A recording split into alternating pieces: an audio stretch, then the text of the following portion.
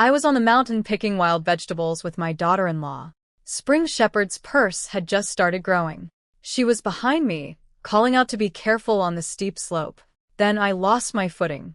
When I opened my eyes, I was somewhere completely different. My first thought, this must be a demon's lair.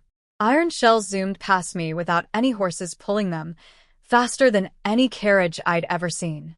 The buildings were so tall, I couldn't see the tops even craning my neck, and they had enormous pieces of glass covering them. Back in my old village, the village chief's family had one palm-sized piece of glass they treated as a priceless heirloom passed down for generations. Here, they were using glass to cover entire walls.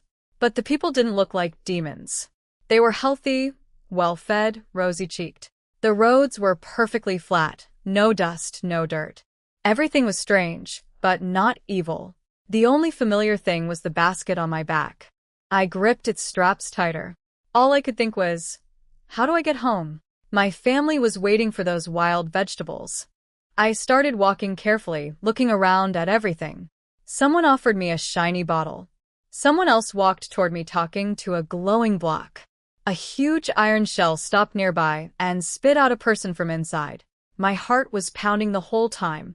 Then a young man shoved a paper into my hand and shouted about something called group acting. I didn't understand most of it, but I understood 2 words, free meal.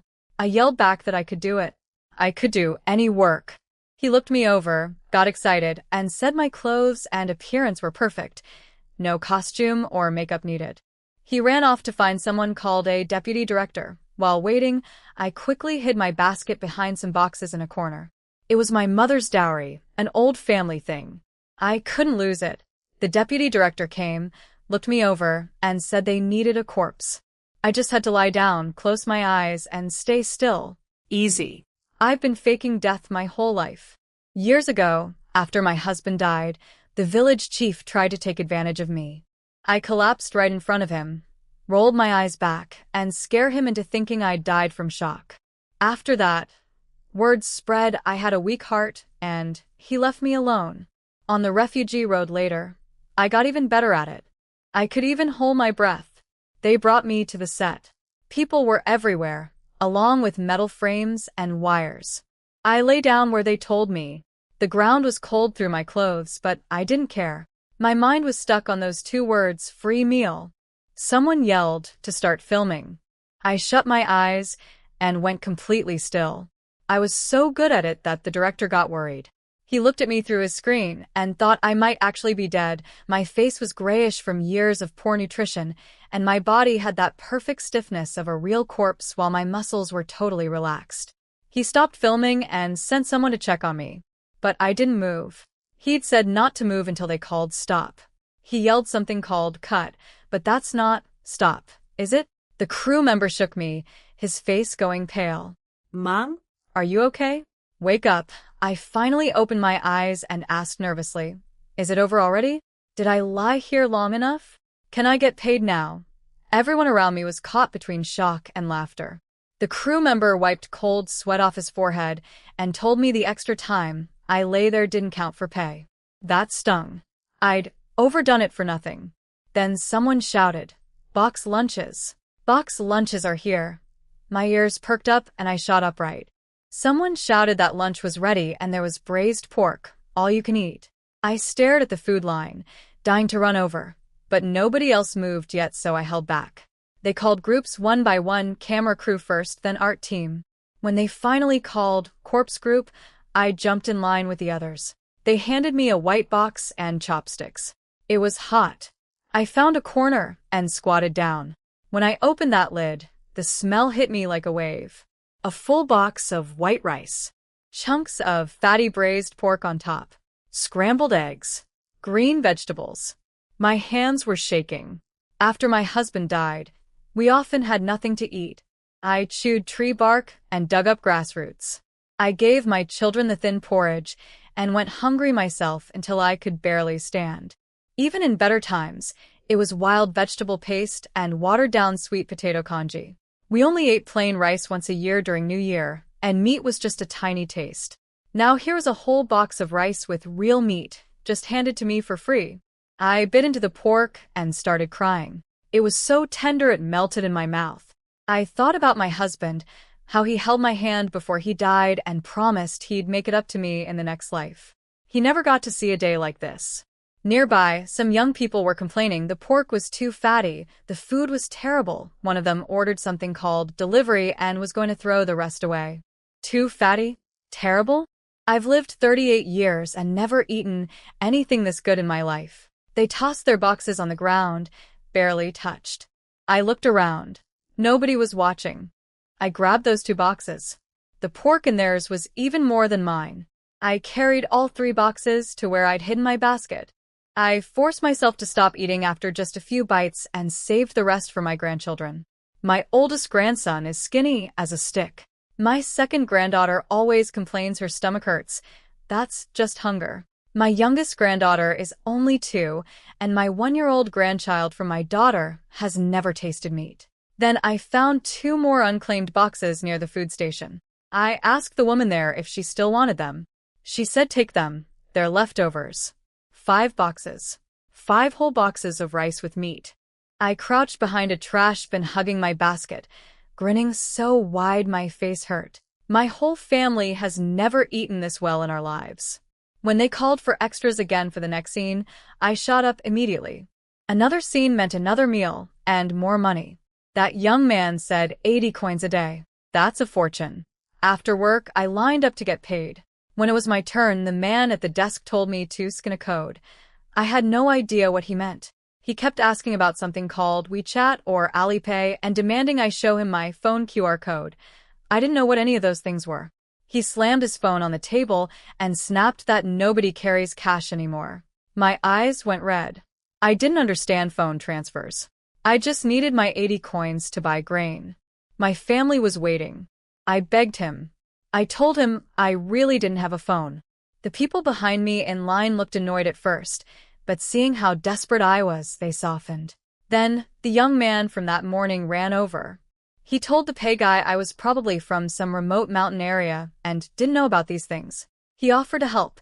The pay guy transferred my wages to the young man's phone, and the young man went to a nearby shop and exchanged it for paper money. He handed me the bills, 80, plus a little red envelope with 6 extra for the playing dead bonus. I looked at the money. Paper with faces printed on it, slippery and strange. The red envelope had a 5 note and a 1 coin inside. I'd never seen any of it before. Then it hit me. This was money from this place. Even if I somehow got home, this paper would be worthless there. I grabbed the young man's sleeve. "Brother, I don't want this money." The young man was confused. I tried to explain. I wanted copper coins, the round ones with a square hole in the middle. These paper things were useless where I came from. He looked at me like I was crazy, but stayed patient. He told me this paper was real money, and I could buy things with it. He pointed to a shop on the corner, a grain and oil store. He said I could buy food there with these bills. I was too nervous to go alone, so I grabbed his sleeve and begged him to take me. The moment I stepped inside that shop, my mind went blank. Barrels of golden oil lined the wall. Sacks of rice sat on the floor, the grains so white they practically glowed. The flour was fine as snow. I'd never in my life seen so much food in one place. The owner said rice was 2.5 per pound. 80 could buy 32 pounds. 32 pounds. Back home, 1 pound of rice cost 20 copper coins. 80 coins could buy 4 pounds at most, and that would be old stale rice. Here, the same number bought 32 pounds of beautiful white rice. My hands were shaking so badly, I could barely hold the money. I asked about salt. 2 per bag. I picked one up. The salt inside was pure white and fine. Back home, we only had coarse salt that cost over 100 coins per pound, and it was hard to even find. I bought 2 bags immediately. Then I saw the oil. A big barrel was 40, a small one 12. I went with the small one. Oil is precious. My family needed it. I wanted to buy cheap grains to stretch the money further, but here the coarse grains were somehow more expensive than rice. That made no sense to me, but I didn't argue. I bought 5 pounds of white flour, 2 bags of sugar at 3 each, and filled the rest with 20 pounds of rice. 86 total, spent down to nothing. When the shopkeeper handed me those heavy bags, my eyes burned. All of this for just lying on the ground pretending to be dead. I almost cried right there on the street but held it in. An old woman bawling in public. How embarrassing. I turned to the young man and tried to give him a bag of sugar to thank him. Where I come from, you always give something to the person who finds you work. He refused and backed away, face turning red. I chased him trying to shove the sugar into his arms, but he broke free and ran off. Before disappearing, he shouted back that I should come again tomorrow. They still needed dead bodies. Good kid. A truly kind soul. I packed everything into my basket and stood on the street. Then a thought hit me. How do I get back home? I came here by accident. One moment I was on the mountain, next I was here. Maybe if I closed my eyes and wished hard enough, I'd go back. But I couldn't just close my eyes in the middle of the street. I needed somewhere private. I found a narrow alley between two buildings. No windows, no doors, no people. I walked to the middle, closed my eyes, and repeated in my head, go home, go home, go home. A breeze blew past. Before I even opened my eyes, I heard it, the sounds of the forest, the wild. I opened my eyes and nearly shouted with joy. I was back. I was standing on the hillside, feeling the heavy basket on my back. Before I could even celebrate that I'd brought everything back with me, I heard voices below, people shouting my name. Auntie Lianhua, Sister Wang, Mother, Mother. The sun hadn't fully set yet. I looked down the slope and saw dozens of people spread across the mountainside, searching for me. My oldest son, Chen Hua, was running at the front. My second son, Chen Jie, was right behind him. My daughter-in-law, Zheng Xiaoman, was being held up by two people, her face white as chalk, barely able to walk. My third daughter, Chening, was carrying her baby and stumbling through the brush. Then I heard my fourth daughter, Chen Kai, crying out for me nearby.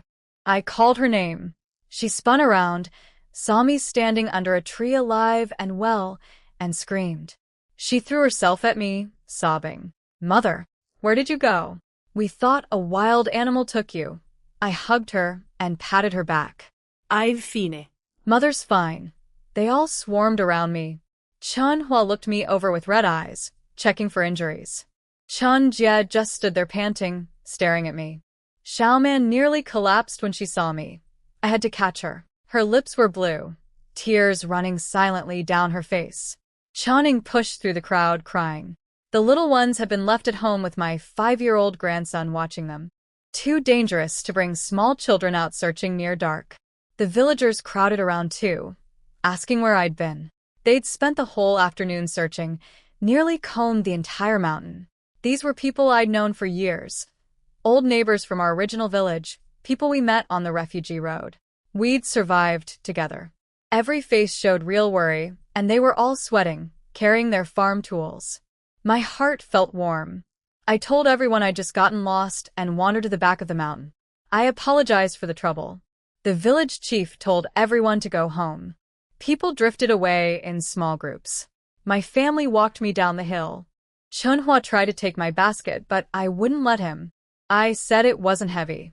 Everyone was still shaken. Xiaomon's face was still pale, tears drying on her cheeks without her even wiping them. I squeezed her hand and told her I was fine. It took almost half an hour to get back to the village.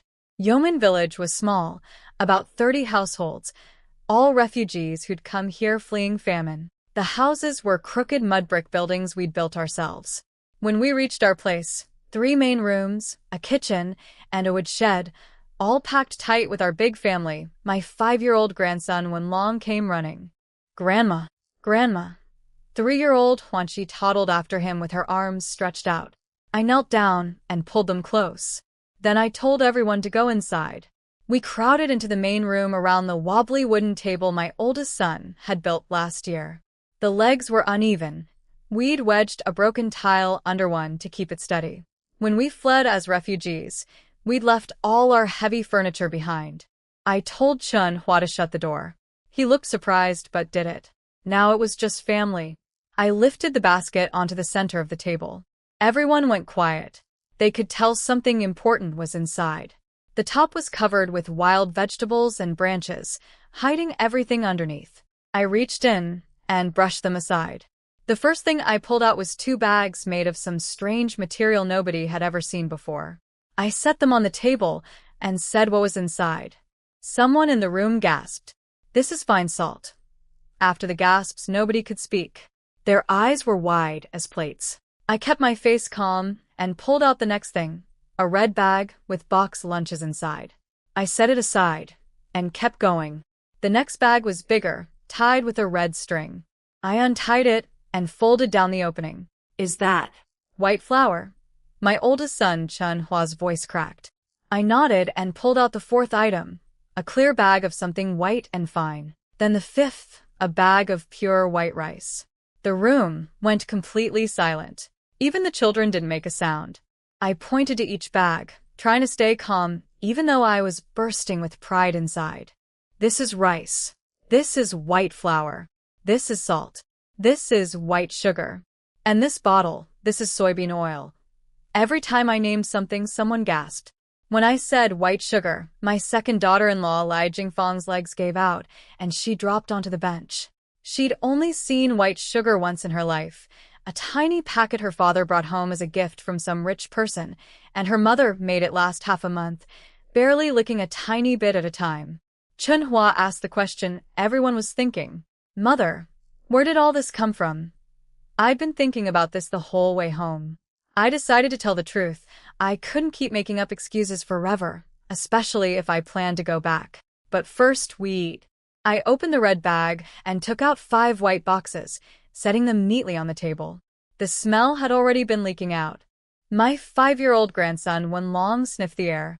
"Grandma, what smells so good?" I told everyone these were called box lunches, cooked food with rice, vegetables, and meat inside. I had the daughters-in-law open them and pour everything into our big bowls. When the first box opened, the full aroma hit the room. Chun Ying's hands were shaking. White rice topped with braised pork, scrambled eggs, and greens. The meat juices had soaked into the rice, making it glisten. Everyone stared at that meat. Wenlong swallowed so loud the whole room heard it. I had Xiaomen cook up some coarse grain with beans and mix the box lunch rice into it. I told them to eat all the rice tonight since it wouldn't keep in the heat. The woman who gave me the food had warned me about that. I said to save the flour for steaming buns tomorrow and to store the salt and sugar where the rats couldn't get them. I figured since rice was so cheap in that miraculous place, once our coarse grain ran out, we could eat rice every day. The thought made me feel like some rich lady. The fire was lit. The pot boiled. The whole kitchen filled with the smell of real rice, not wild vegetable paste, but thick, rich rice fragrance that made everyone's stomach growl. The children had already scraped the white boxes completely clean, licking out every last grain. We sat down around that wobbly table. Everyone got a heaping bowl of grain and rice mix with 1 piece of meat on top. The soup was wild vegetable and egg, seasoned with salt. So delicious. I watched my family eat. Chun Hua stared at his piece of meat, too moved to take a bite. Chun Jie bit into his, and his eyes went red, but he rubbed his nose and kept eating. Xiaoman gave her meat to little Wenlong, who passed it to his baby sister Huanqi. The little one grabbed it with her fist and stuffed it in her mouth, grease all over her face. Jingfang was feeding baby Lexi, who opened her mouth wide for every spoonful, never having tasted anything so good. Chuning and her husband kept pushing the meat back and forth between each other until she bit it in half and stuffed the other half into their baby's mouth. My youngest son, Chun Hui, wolfed us down like a starving wolf and then eyed everyone else's bowls. I ate my piece of meat. Same flavor as before, tender, rich, melting on my tongue. I drank the egg soup with salt and felt warm all the way through. That young man told me to come back tomorrow. Another 80 to earn. Another meal. Maybe the day after too. I didn't know how long this miracle would last, but every day I could go was one more day my family ate well. After dinner, Chun Hua reminded me I'd promised to explain. I waited until all the children were asleep, then gathered the adults in the main room and slowly told them everything that had happened. What happened today, you might not believe it. I can barely believe it myself. It feels like a dream. That's how I started telling them. I described how I slipped on the hillside and woke up in another place. What kind of place? Chen Jie couldn't wait to ask. I didn't know how to describe it, so I just said, a blessed land, like something from the immortals. The whole room sucked in air so hard I thought there'd be none left to breathe. I told them everything one detail at a time. Buildings so tall you'd break your neck looking up, covered in glass bigger than the village chief's old family treasure. Iron shells that ran without horses, faster than any carriage. People dressed with bare arms and legs, shameless, but healthy-looking, not a hungry face among them. And that glowing brick, palm-sized, with tiny moving people inside it who could talk. Demon, Chen Kai Sai. I told her I'd thought so too at first, but the place was too clean, too bright, the people too kind. No demon's den looks like that. I explained how I got recruited to play dead, how I earned box lunches and picked up ones people threw away, how I got paid and bought all that food. When I mentioned 80 of their money could buy 32 pounds of rice, the whole room went stupid with shock. Here, 80 copper coins buys 4 pounds at best. Then I got serious. I told them nobody was allowed to breathe a word of this outside. If the gods found out strangers knew about their blessed land, they might stop letting me in. And if people around here found out we had such things, our family would never have peace. I gave extra hard looks to my gossipy third daughter and my reckless youngest son. Everyone swore they'd keep silent, even under threat of death. I told them if anyone asked about new food at our house, just say we had someone bring it from town. Let things improve slowly so nobody gets suspicious. That night, I dreamed wild, strange dreams I couldn't remember by morning. But when I woke up, something was different. Usually I wake up starving, stomach growling, body weak, needing a long time before I can even stand. Today, I wasn't hungry at all. I felt strong, light, comfortable. The little aches and pains I always had were gone. One good meal, I thought. One real meal makes that much difference. I got up and dressed in my patched old clothes, pinned my hair with a wooden stick, and grabbed my empty basket, cleaned out last night, ready to be filled again. In the kitchen, Xiaoman was already tending the fire, and Jingfang was kneading dough. The white flour was out. Today was white flour steamed bun day. When Xiaoman lifted that lid, steam shot up like a cloud. Underneath sat rows of plump white buns, soft and fragrant, with a faint sour-sweet smell. The children had already gathered. Wenlong was gripping the edge of the stove, staring at those buns with drool on his chin. Little Huanxi was reaching for the pot from her mother's arms. I picked one up, so hot I kept tossing it between my hands. I tore it in half and gave a piece to Wenlong. He bit in and shouted, "So good." I broke off a small piece for Huanxi. She chewed it with her eyes squeezed into happy little moons.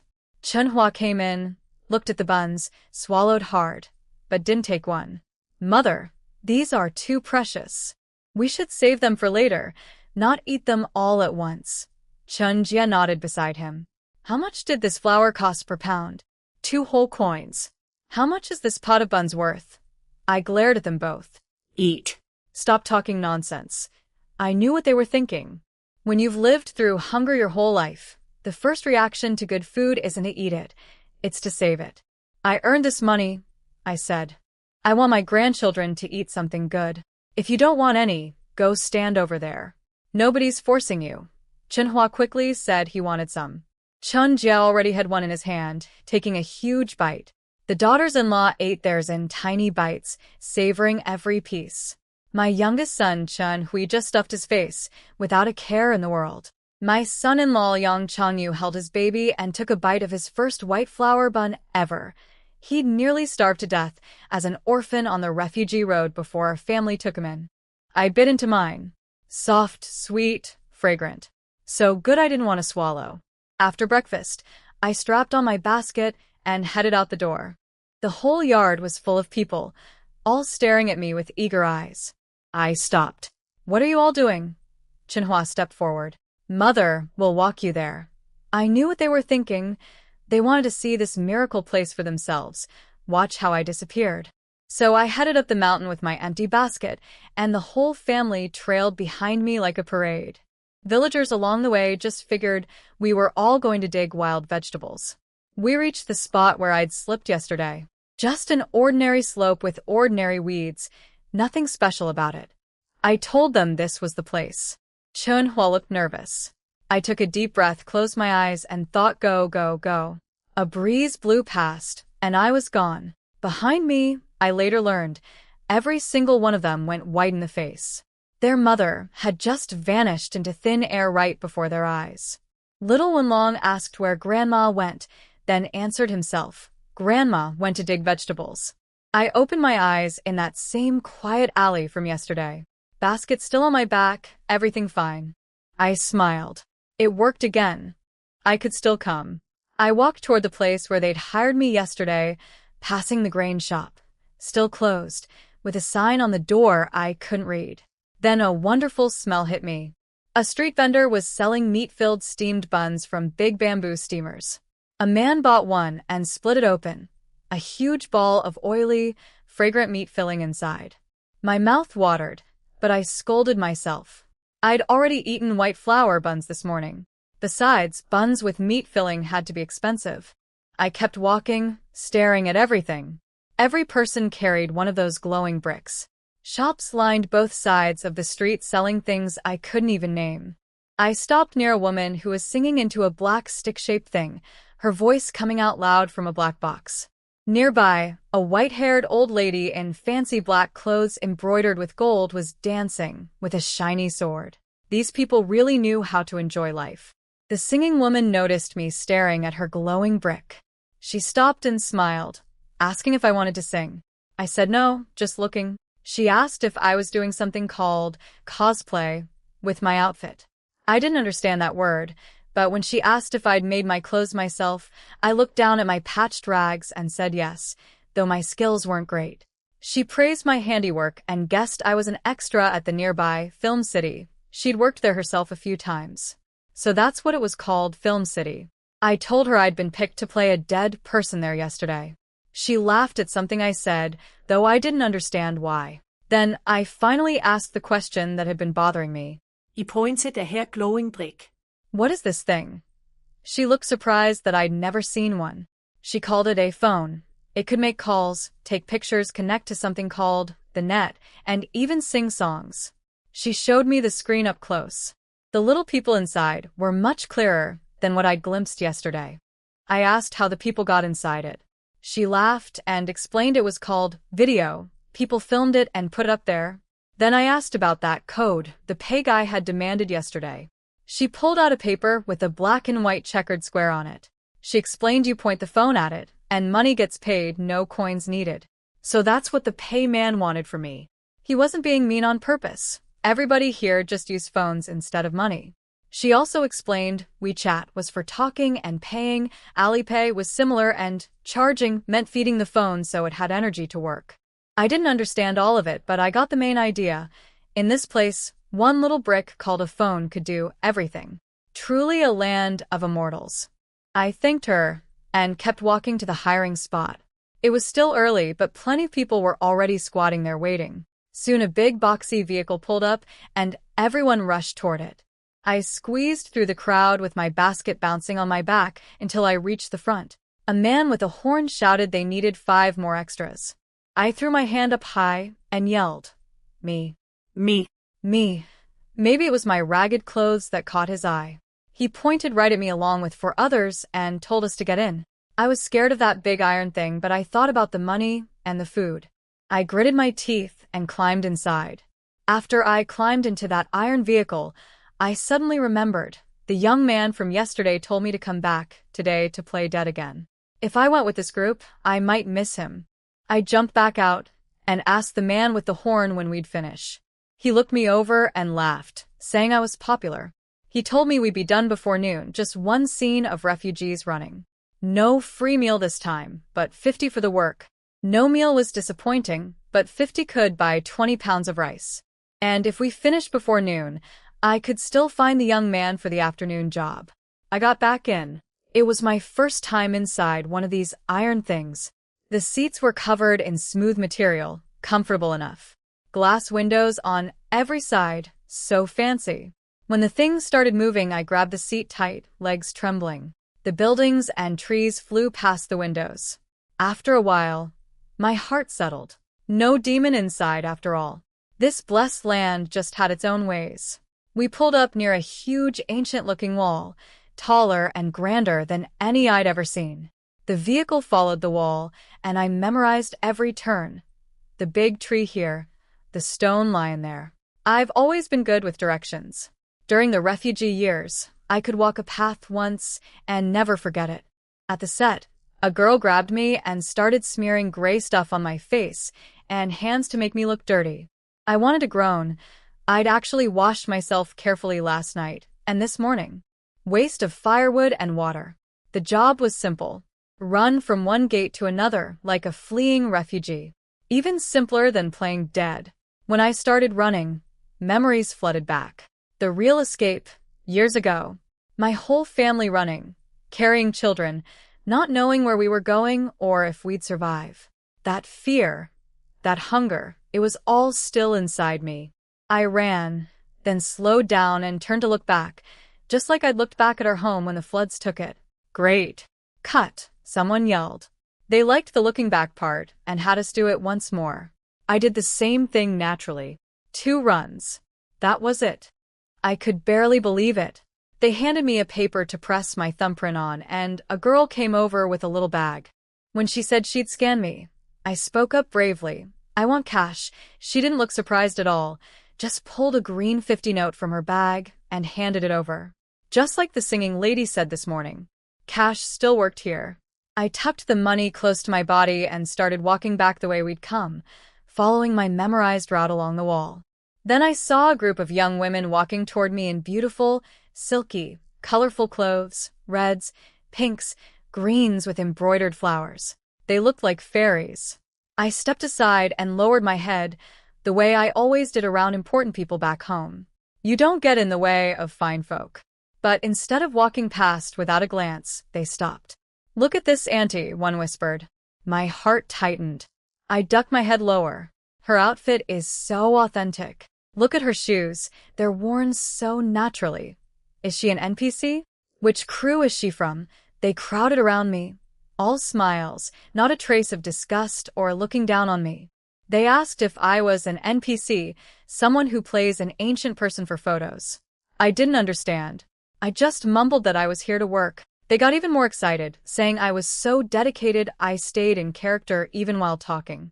Then they asked to take pictures with me. I started backing away, saying I needed to get going.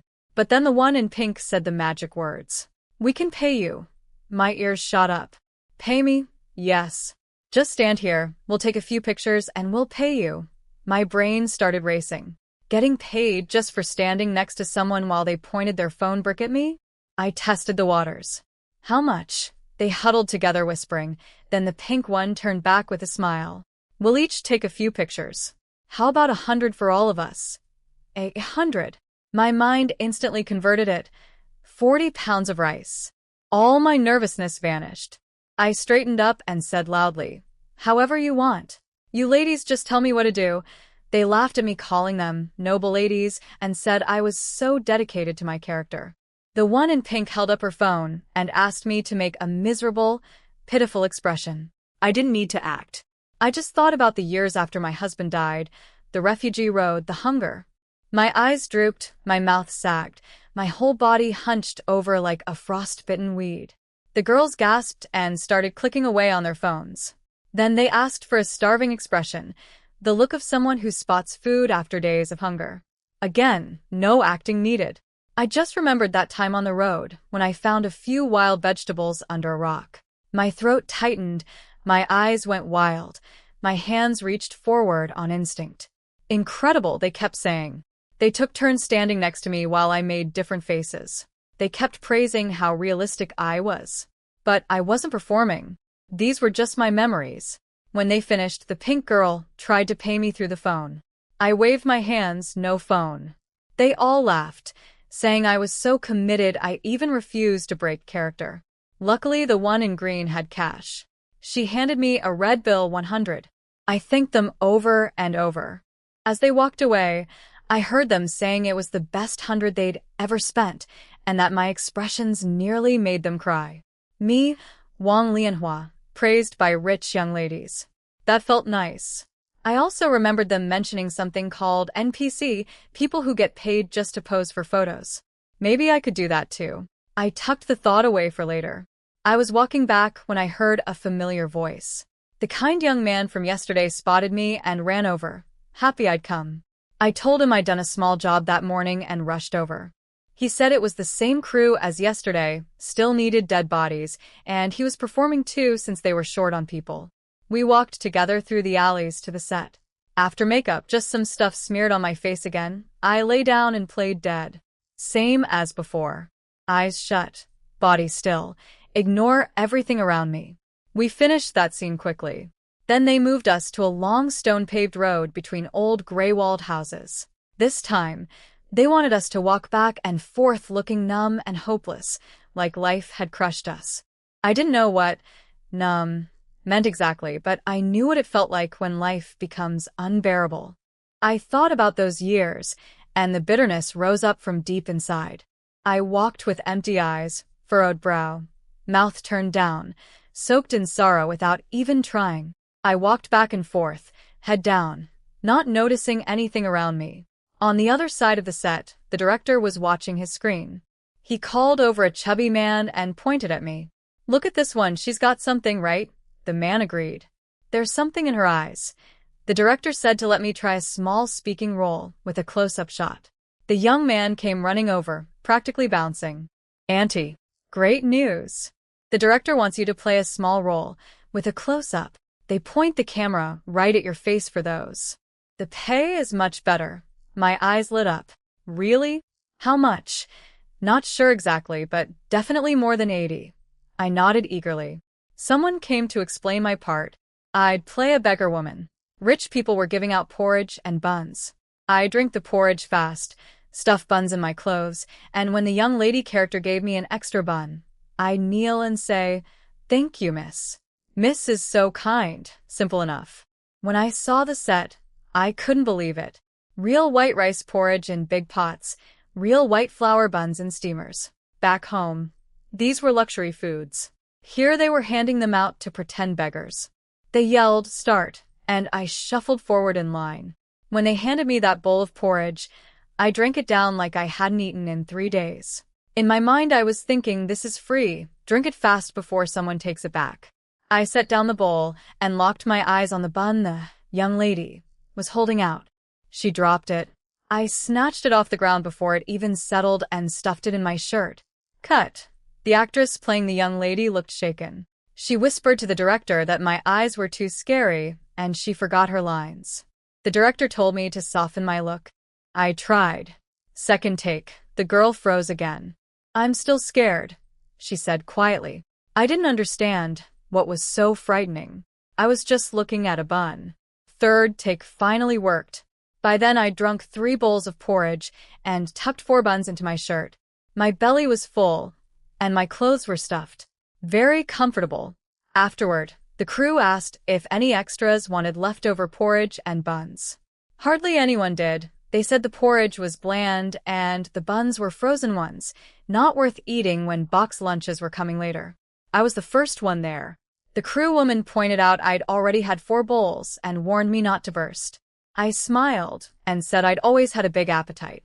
She helped me pour the leftover porridge into plastic bags, triple-layered, so they wouldn't leak. She asked if I was taking it home to feed dogs.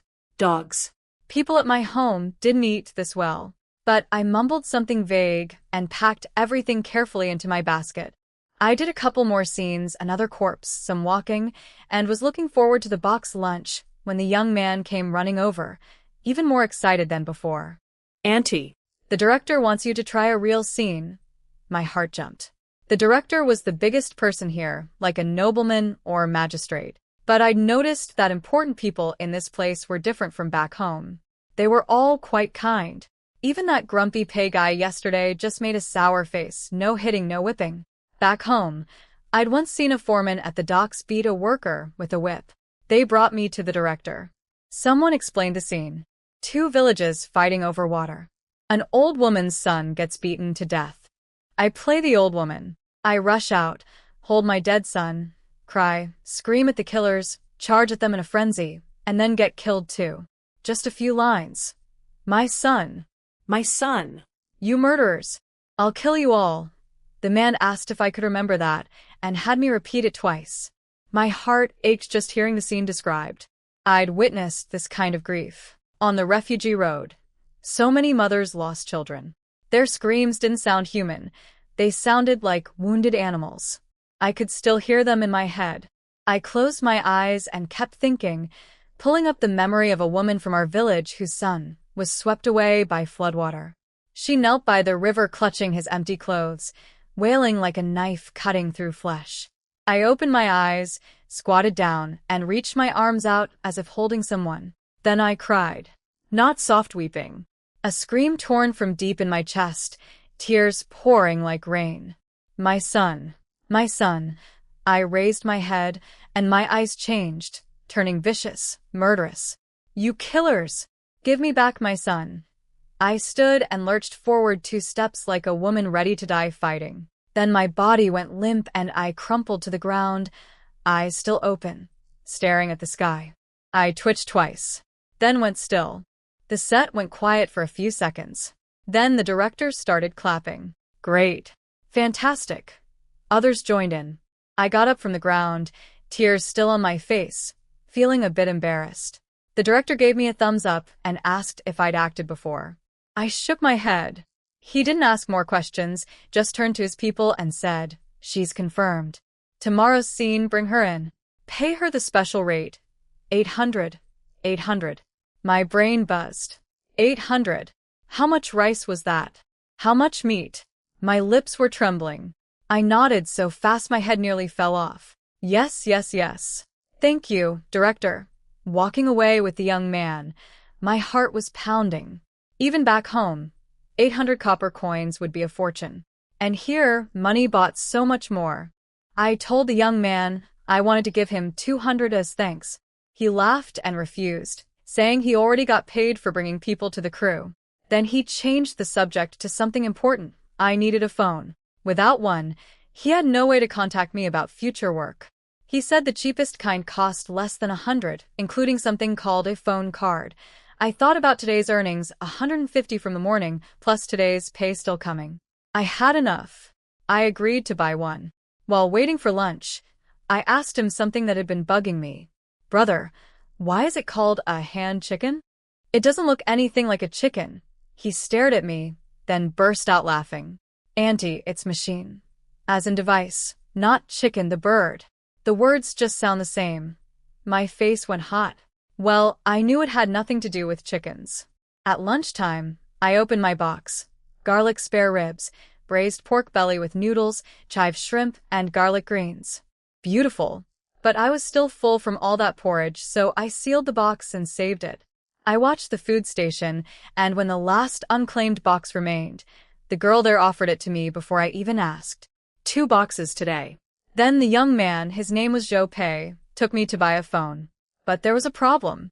He asked if I had something called an identity card. I had no idea what that was. He was stunned.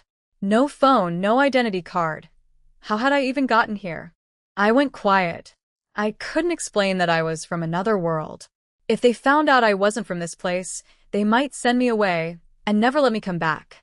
Joe Pei watched me struggle in silence and seemed to figure things out on his own. Probably guessed I was some poor mountain woman who'd fallen through the cracks of their system. He sighed and offered a solution. He'd register a secondary card under his own name for me. When I eventually got my own identity sorted, we could switch it over. I felt terrible about the trouble, but he waved it off. We went to a phone shop. Not a fancy one, a small store selling all kinds. The owner recommended a used but working phone for 120, card included. Joe Pei tested it, calls worked, the screen showed videos, good enough for basic things. I wiped my hands on my clothes before taking the phone, holding it like a precious treasure. 120 was a lot of money, but after 2 days here I understood, without a phone, you couldn't do anything in this place. I paid with the 150 from this morning, carefully tucked away the 30 and change, and sat with Joe Pei while he taught me the basics. How to turn it on and off, how to make and answer calls, how to charge it. I learned fast. I've always had a good memory. I picked up the calling steps quickly. But the money-paying features wouldn't work for me. No identity card meant no bank account. No real name, no online payments. Cash would have to do for now. When it was time to line up for pay, I saw it was the same grumpy man from yesterday. My stomach tightened. I had a phone now, but still no payment app. But I remembered what the singing lady and Joe Pay told me. When my turn came, I puffed up my courage and announced, "I want cash." My voice came out louder than I meant. The man jumped, recognized me, and his face soured. But something about the way I looked, tense, desperate, maybe a little fierce, seemed to unsettle him. He muttered under his breath, opened his waist pouch, counted out 280, and slapped the bills on the table. I snatched the money and walked off. Then I remembered the red envelope, that lucky money for playing dead. I spun around and grabbed one from the box before he could say anything. Once I was safely away, I counted everything. 2 red bills, 1 green, 3 blue-black ones. 280, plus 6 from the red envelope, 286 total. 86 for playing dead, and 200 for the beggar woman scene. 200. That must be because of the close-up Joe Pay mentioned. And tomorrow's special roll paid 800. I figured it out. The more the camera focuses on you, the more lines you say, the more money you earn. I tucked the money away, put the phone against my chest, and headed out with my basket. It was still early, so I decided to explore beyond the grain shop. On the way, I spotted a woman carrying bags with green vegetables and a fish tail poking out. My eyes locked onto that fish. I asked where she bought it, and she pointed me towards something called a vegetable market. When I got there, my head spun. A long covered street lined with stalls on both sides, selling everything imaginable. The floor was tiled with patterned stones. Even the market floor was beautiful here. I'd been to big market days back home, but nothing compared to this. Vegetables piled in mountains, green ones, white ones, round ones, long ones, most I couldn't even name. Fruits I'd never seen. Whole sides of meat hanging from racks, separated by type. Pork, beef, lamb, chicken, duck, goose. Fish and shrimp swimming alive in big basins. I felt dizzy, like I'd fallen into a treasure pit and couldn't decide what to grab first. I forced myself to calm down and stopped at a fabric stall. Beautiful cotton cloth in florals, checks, solid colors, smooth and fine. I hadn't made new clothes in I don't know how long. The old man running the stall called out to me. I wiped my hands carefully on my clothes before touching the fabric, expecting him to scold me for being dirty. He didn't mind at all.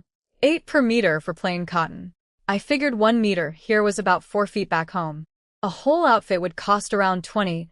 Back home, a single outfit used up half a silver tael. Incredibly cheap. I bought 3 meters of plain cotton to make myself new clothes.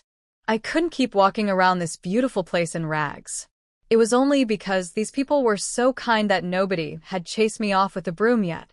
I also grabbed 2 packs of needles and thread, 7 pairs of shoe insoles, and 2 big piles of fabric scraps. The good pile had pieces large enough to sew into children's clothes. The cheaper pile was perfect for patches and shoe tops. The old man let me have both piles for 12. I stuffed everything into my basket. Then I went to the fish section. My husband used to love fish, though I never cared for it much. He always ate what I preferred instead. Today I suddenly wanted fish. Fish soup would be nourishing for the little ones. I picked a Christian carp, a pound and 2 ounces, 12 total.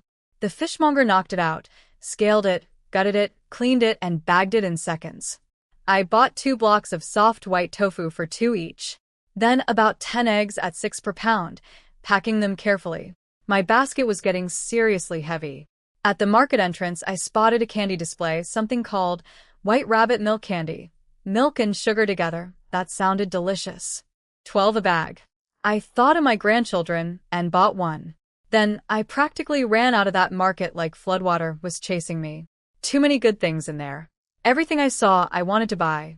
I'd only just started earning money. I couldn't spend it all so recklessly.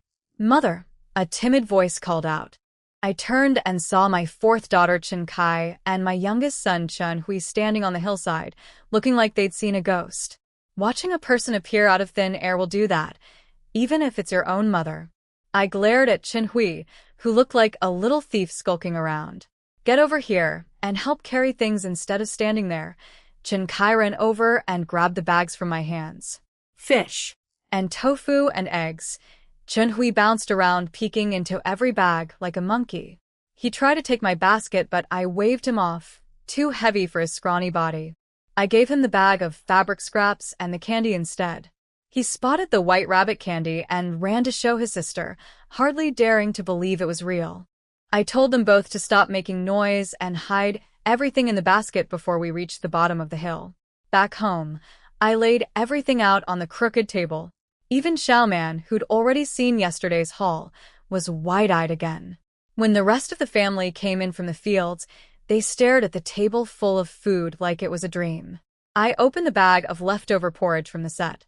Xiaoman gasped, "So much white rice porridge." I explained it was from the film crew, along with the white flour buns. Nobody there wanted them, so I brought them all home. My family couldn't understand it. Who turns down white rice porridge and buns? Even the landlord in our old village couldn't afford to eat like that every meal. This blessed land truly was beyond anything we could imagine. I cut open the white rabbit candy package and gave everyone one piece. "They call this milk candy," I said, popping one in my mouth. Rich, creamy sweetness flooded my tongue. Delicious. Chen Hui ate his whole piece. But the parents of the little ones were more careful. They cut a single candy into tiny pieces, giving each child just a taste and saving the rest. I didn't say anything. When you've been poor and hungry your whole life, that's how you think. I didn't know how long this miracle would last either. Saving was wise. I told Xiaoman to make dinner, Christian carp and tofu soup. She was the best cook in the family. Her mother had been a cook for a wealthy household and taught Xiaoman real skills before dying in childbirth. After that, Xiaoman's father remarried, and the stepmother married her off to our family far away. Xiaoman had talent, but with nothing to cook, talent means nothing. Tonight, she finally had real ingredients, and her eyes lit up. She cleaned the fish, scored it, salted it, cut the tofu into cubes, heated the porridge, steamed the buns, reheated the box lunches. She pan-fried the fish until golden on both sides, added water, brought it to a boil, skimmed the foam, then simmered it low and slow. The broth turned milky white, thick and rich. She added the tofu, sprinkled salt and homegrown scallions. Beautiful. The table was loaded again. Porridge thickened with millet. Soft steamed buns. Garlic spare ribs from the box lunches. Fish soup. I said, "Eat," and everyone dove in. I sipped the fish soup, and my eyes nearly closed from the flavor. In my head, I scolded my dead husband. "You fool. Dying so early. You'll never taste soup this good." Everything was cleaned off that table. Every last drop. Afterward, I lit our one oil lamp, something I'd never waste fuel on before, and spread out the rest. The cotton fabric, 2 big bags of scraps, shoe insoles, needles, and thread. The women's eyes sparkled. Jingfeng stroked the cotton cloth, marveling at how fine it was. Chuning dug through the scrap bags, finding every color and pattern. Xiaoman examined the thick insoles. I told Jingfeng to sew me a new outfit from the cotton. She was the best seamstress. Normally, I'd give new clothes to my oldest son first, since he's the family's pillar. But now I was the one going out to earn money, so I needed to look decent. Chen Hua spoke up. He and Chen Jie and their brother-in-law had talked it over. When the fields weren't busy, they'd go to town to find labor work and earn some money to fix the leaking roof. I told them that sounded fine. Everyone took their share and headed to bed. I was getting ready to wash up when I froze. The phone. Where was my phone? My head buzzed and my legs went weak. I was about to tear the room apart looking for it when something strange happened. I felt something new inside my mind. Something was there. I could sense it but couldn't see it or touch it. I focused on it, trying to understand what it was. My vision blurred, and suddenly I was standing in a vast, white, empty space. My phone was lying on the ground, right in front of me. Where was this place? White emptiness in every direction. No sky, no ground, no walls, nothing. I was standing on something invisible but solid, like floating inside a cloud. I snatched up my phone first, then explored.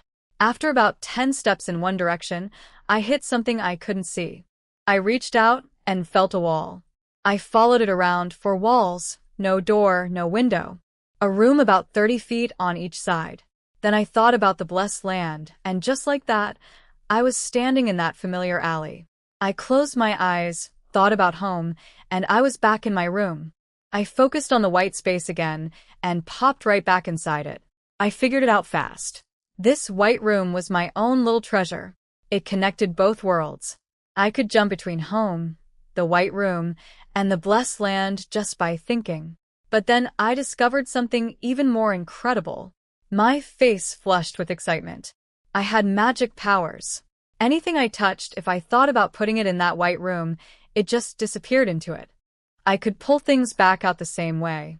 I played with it like a child with a new toy, making things vanish and reappear, which made Chin Kai and Chun Hui scream their heads off. Soon the whole family knew. Everyone went wild. Chuning, always the quick thinker, asked if I could bring people through to the blessed land now. Everyone's eyes lit up. We tried, every single person.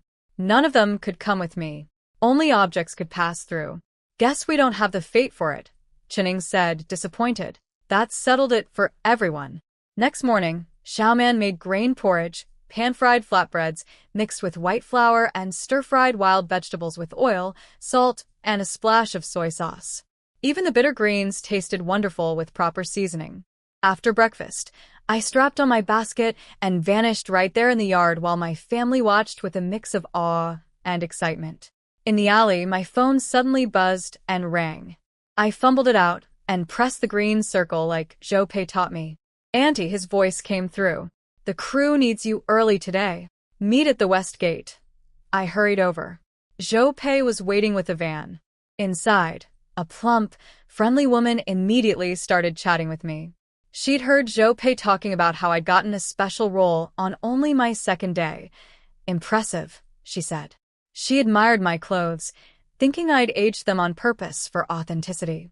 I just said they were old clothes. She laughed and showed off her own costume, silver hairpin, earrings, jade bracelet, all for playing a wealthy household servant. Then she told me everything was fake. Plastic, glass, and cheap metal. The whole set cost less than 200, bought online from something called Pinduoduo. Less than 200 for all that glittering jewelry? If I could bring things like that back to my world to sell. No wait, fake jewelry wouldn't work. But other things might. A blurry idea started forming in my head. We drove into the film city, then out to a real village for outdoor filming. The countryside was lush and green, which seemed wrong to me. The story was about two villages fighting over water during a drought, but everything here looked well-watered. The village houses were also far too nice. But I kept my mouth shut. At makeup, a girl sat me in front of a huge mirror, so clear I could see every spot on my face. She painted extra wrinkles on me and put a wig of gray-white hair on my head. It looked and felt completely real, soft, just like actual hair. Several thousand for one of these, she said casually. I yanked my hand away from it. Several thousand. I wasn't touching that thing again. In full costume, I looked at least 10 years older than I already was. They brought me to the filming spot, an open area with big trees and haystacks. The director walked me through the scene once more. Run in with the villagers, find my son, lying dead on the ground, throw myself on him crying, scream at the killers, charge at them, get struck down and die. Same lines. My son. My son. You murderers. I'll kill you all. Action. I ran with the crowd. I spotted the young actor on the ground, face smeared with fake blood, eyes closed. My expression changed, and I threw myself onto him. My son. The tears came instantly. My son. I held him and shook with sobs. The sound ripping from my chest was raw and ragged. Not acting, just pure grief dredged up from real memories. You murderers. I raised my head. My eyes went red, burning with fury. I'll kill you all. I let go of the body, staggered up, and charged forward. Someone grabbed me. We struggled. then a blow to my chest. I looked down slowly, then crumpled to the ground. Eyes still open, staring at the sky. 2 twitches. Still. The director spoke immediately. Good. Cut. That's a wrap on this one. One more for safety. I'd barely gotten up and wiped my tears when the director said to film it again. I thought I'd done badly, so the second time I gave it everything. That scream I let out, pure raw grief from deep inside. This time it passed. The director gave me a thumbs up. Great work. A young actor who'd been watching came over, amazed. He said my crying nearly made him cry too, and asked if I'd train somewhere. I said no. He asked how I did it so naturally and how I switched my emotions on and off so quickly. He said after filming a crying scene with an experienced actor once, they'd needed a long time to recover emotionally. I didn't really understand the question. It's acting. When the scene's done, the crying's done. Life still has to go on. I said exactly that. He stood there thinking it over, so I left him to it. Then the plump lady from the van, Qian Jinyu was her name, ran over gushing about my performance. She said she tried out for the same role and now understood why she didn't get it. She said my expressions came from real lived experience. We exchanged something called WeChat on our phones. She looked at my phone and said it was practically empty. No apps. She offered to help, saying she knew the Wi-Fi password of a nearby restaurant where we could download some things for free. She installed several apps. One called Douyin for watching videos. She opened it, and some half-dressed young men appeared on screen dancing. I slapped my hands over my eyes, face burning. She laughed and closed it. Then she showed me Pinduoduo for cheap shopping, Meituan for ordering food delivery, a car-hailing app, and Gaoda Maps for finding directions. I asked her about getting an identity card. She said I should go to a police station. It was easy and free. When I nervously asked if they'd arrest me, she laughed and assured me the government helps people without papers nowadays. That afternoon, I collected my pay, 800. I was grinning so wide my face hurt. Plus, I'd managed to grab 5 box lunches from the crew. After the excitement faded, I remembered the identity card. I found the police station near the West Gate and walked in, heart pounding. A woman in uniform greeted me kindly. I stammered that I was unregistered and needed an identity card. She sat me down, gave me warm water, and asked questions. I told her everything true, my village name, the earthquake and floods, fleeing as a refugee, except how I actually got here. I couldn't exactly say I closed my eyes and teleported. She had me press all 10 fingers on a little black box. Then she helped me fill out a form since I couldn't write their characters. They took my blood too.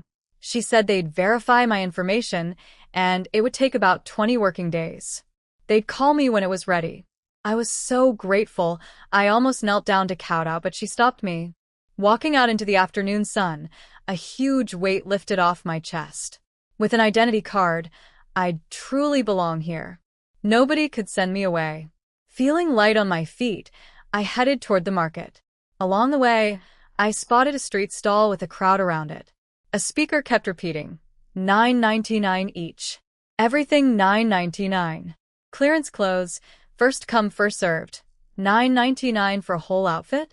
That was cheaper than buying fabric and sewing it myself. I dove into the pile. Clothes were heaped up like a mountain, people grabbing, comparing, tossing things back. Some turned away, saying the styles were too old-fashioned. Old-fashioned? These looked wonderful to me. I grabbed a floral long-sleeve top and dark blue pants, held them up against myself. Perfect. I thought about sewing my own clothes and how that would take days. Why not just buy ready-made ones? Then I had a bigger thought. I'd earned 800 today. Why not buy outfits for the whole family? Grown-ups could wear them after some simple alterations, cut them open down the front, fold the edges, add buttons and button loops using the scrap fabric I'd bought. The children were small enough to just get fabric and have their mothers sew for them. I picked out 9 full outfits and piled them in front of the owner. He looked startled. Nobody ever bought this many at once. He grabbed 2 big bags and packed everything neatly. 178.20, call it 175. WeChat or, I was already holding out cash. 2 red 100 notes. My heart ached watching that money leave my hands. But I kept telling myself, I could earn more. I could always earn more. With a basket full of clothes, I stopped back at the fabric shop and bought a few more meters for the children, enough for all 4 grandkids with room to grow. Kids are like monkeys, always getting clothes dirty and torn. Back in our village, children ran around naked in summer. Even my youngest son, Chun, who didn't get his first real outfit until he was 10, sewn from his brother's worn-out scraps. After buying the fabric, I ducked into the empty alley and used my white space to jump home. Standing in my own yard, I realized I could have just stored everything in the white space instead of coming all the way back. Still not used to having magic. I'll remember next time. I handed the clothes and fabric to Xiaoman with quick instructions, then jumped right back to the blessed land. I had more shopping to do. At lunchtime today, I'd watched a girl bite into a big red apple. The crunch was so loud and crisp it made my mouth water. She shared slices with everyone nearby. I got a piece. Sweet, juicy, crunchy. The best fruit I'd ever tasted in my life. Better than any wild fruit from the mountains. I decided right then I was buying apples for the family. None of them had ever tasted one. At the fruit stall outside the market, I picked out 8 red, firm apples, 3 pounds and 2 ounces, 11 total. The vendor threw in an extra 1 for good luck. Inside the market, I bought spices, star anise, cinnamon bark, things Xiaoman needed for proper cooking. Then I got 2 big strips of pork belly, fatty ones. The box lunch meat was never enough for everyone to really eat their fill. Today I'd buy plenty, so everyone could have a real portion. I also grabbed 5 pounds of pork fat for rendering into lard. The crispy bits left over, pork cracklings, those were the best snack of my childhood. As I was leaving, I overheard 2 old women talking. They really give free eggs. 3 eggs each time. I went yesterday and today. Just go try their thing and leave. They can't do anything to you. Free eggs? My ears perked up instantly. I followed the old woman around a corner and found a big, white tent with chairs inside. People in white clothes and white caps were walking around. My heart jumped. Back home, wearing all white means mourning someone died. But looking closer, it wasn't that kind of white. Just uniforms. A smiling girl in white approached me. "Auntie, want to try a free massage?" Very comfortable. I stepped back nervously. She explained they were doing health demonstrations, free massage, no charge, just help spread the word if I liked it. I looked inside. Several old folks were sitting in chairs with something strapped to their waists, eyes closed, looking perfectly content. I asked about the eggs. "Really free?" She confirmed. "No purchase necessary." She sat me down and wrapped a belt-like thing around my waist. Before I could ask what it did, it started vibrating and heating up. I nearly jumped out of the chair. "What is this?" I grabbed at it, panicking. The girl calmed me down. I forced myself to sit still, watching the others enjoying theirs peacefully. After a minute, I had to admit, it actually felt wonderful. My back has been bad for years from farm work, hunger, and hard living. The warmth and vibration loosened something deep inside. I closed my eyes and relaxed. Then the girl started her pitch. "Andy, this massage device is great for back pain. Today's special price, only $399. My eyes snapped open. $399? I remembered what the old woman in the market said. I shook my head like a rattledrum. No, just trying it. She didn't push. When the session ended 15 minutes later, she handed me a small bag. "Your free gift, 3 eggs. I looked inside. 3 real eggs. I was delighted. They really gave them away. I packed the eggs in my basket and hurried off, feeling a little guilty about taking their time and eggs without buying anything.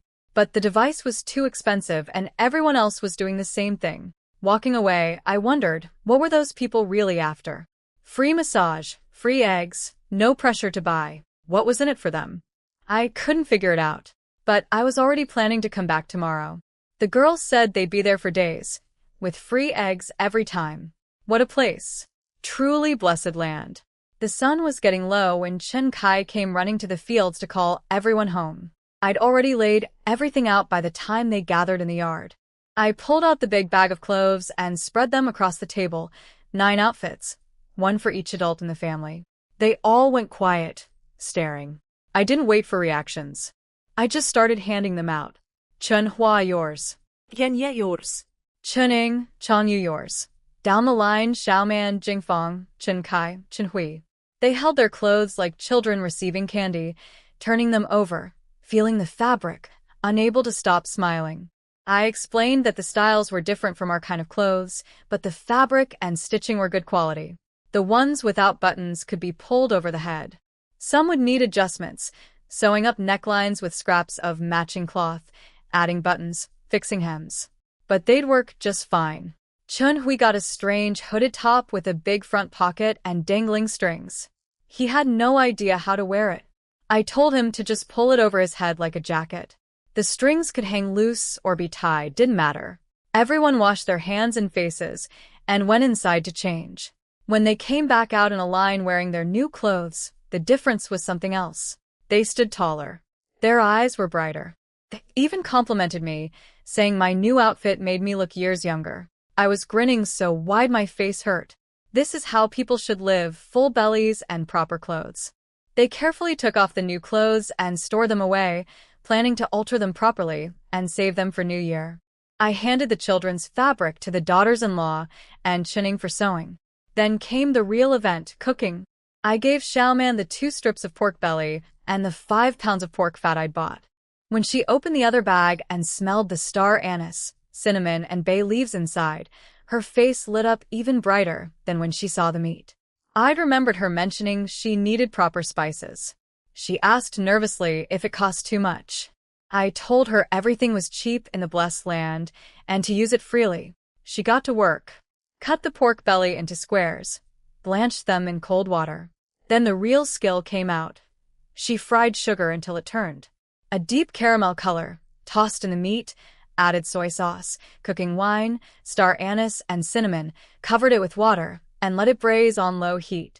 Her mother had been a cook for wealthy people and taught her well. She'd had the talent all along, just never had ingredients worth cooking. Jingfang handled the pork fat. She cut it into small pieces, added half a bowl of water, and rendered it slowly over low heat. The water cooked off and the fat began to sizzle, releasing pure white lard. The solid bits floated up, turning golden, pork cracklings.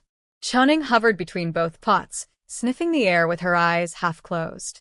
When the cracklings were golden and crispy, Jingfang fished them out.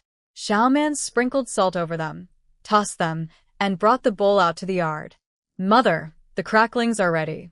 Try some." My eyes locked onto that bowl. I called the children over to wash their hands, then picked up a piece, blew on it, and bit down. Crunchy. Salty. Rich with pork flavor. Every chew released more taste. I closed my eyes and chewed slowly, and suddenly I was a little girl again. Back when I was small, my family slaughtered a pig at New Year.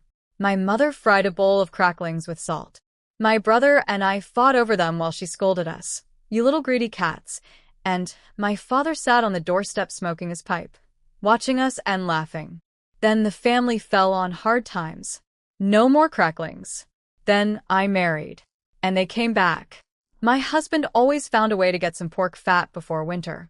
We couldn't afford proper cuts, just cheap scraps. But he'd say, "You love cracklings. I'll fry them for you." He'd stand at the stove while I watched. The fire lit up his face, all warm and red. He'd flip the pieces and chat about the crops, village gossip, how someday, when life got better, he'd fry me a whole basin of them. When they were done, he always scooped out the first bowl, sprinkled salt, and handed it to me. "Eat them hot. They're not crispy once they cool." I'd eat, then stuff one in his mouth. We'd share the bowl back and forth, happy for the whole evening over a few scraps of pork fat. Those were good times. Then he died. Nobody ever fried cracklings for me again. "Grandma, Grandma, are they cool? Can we eat now?" A small voice pulled me back. I blinked and saw the children crowded around the table, eyes wide, waiting. "They're cool," I said. "1 handful each. No fighting." Little Wenlong was first in line for the cracklings, hands outstretched. I gave him a handful, and he popped them in one by one, grinning like a fool. Little Huanqi got just one small piece. She's only 3 and her stomach is delicate. The two youngest were too small for such oily food, so they got none. Chen Kai and Chen Hui grabbed handfuls and sat on either side of me, crunching away happily. I called the men over too, but Chen Hua, Chen Jia, and Chang Yu all waved me off, saying they didn't care for cracklings. That was a lie, and everyone knew it. They just wanted more left for the rest of us. I didn't push them. There would be plenty more in the future. They'd get used to having enough eventually. While we snacked, I told them about the free egg thing at the health tent. Chen Jia's ears perked up at the word free. Chen Kai got dreamy about the whole family going, how many eggs would that be? Chen Hui counted on his fingers and said 39 for all 13 of us. Chen Kai smacked him and said children don't count. He protested that he was practically a grown-up, old enough to take a wife. She made a face and ran, and he chased her. I just sat there smiling, watching them play. Dinner was incredible. Xiaoman outdid herself. The braised pork was thick with dark glossy sauce, the meat so tender it fell apart at a touch. She stir-fried wild greens with crackling bits. The oil and crunch transformed those bitter weeds into something wonderful. Then egg drop soup with 3 eggs, my free eggs, swirled into golden ribbons with salt and scallions. The table was cleaned bare. Chen Hua soaked up the last drops of braised pork sauce with his final bite of rice. Not a single scrap remained. After clearing the dishes, I brought out the 8 apples.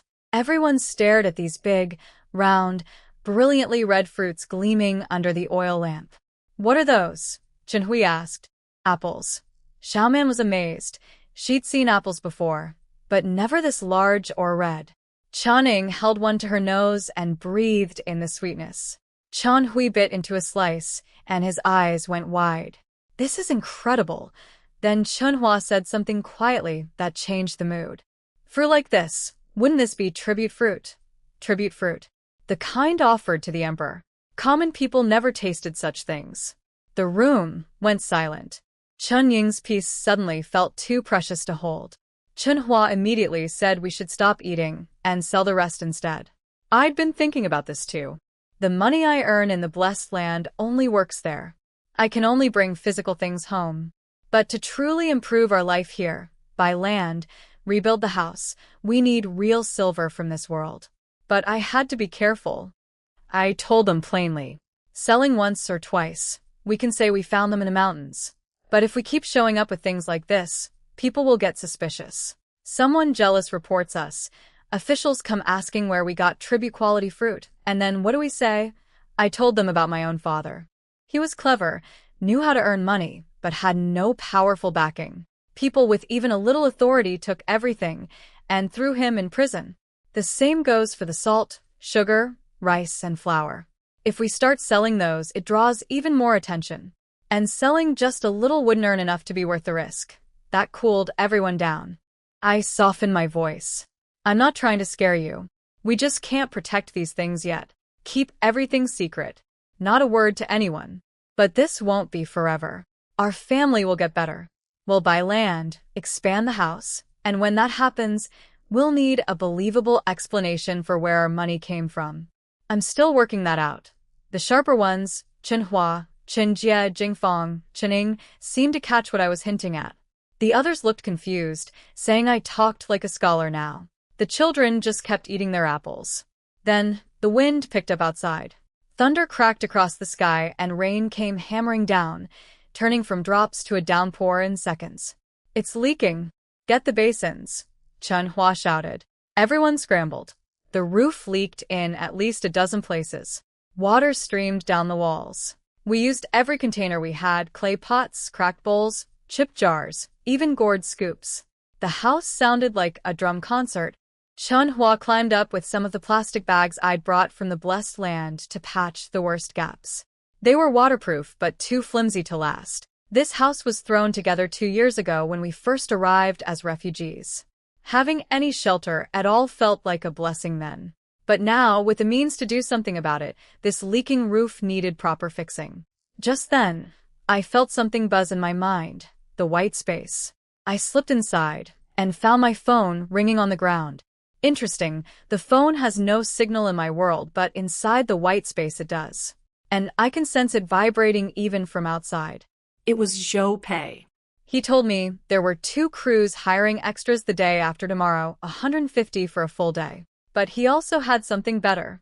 A special role, a morning woman, someone hired to wail at funerals. More lines, a proper audition, and if I got it, the pay was 1,500.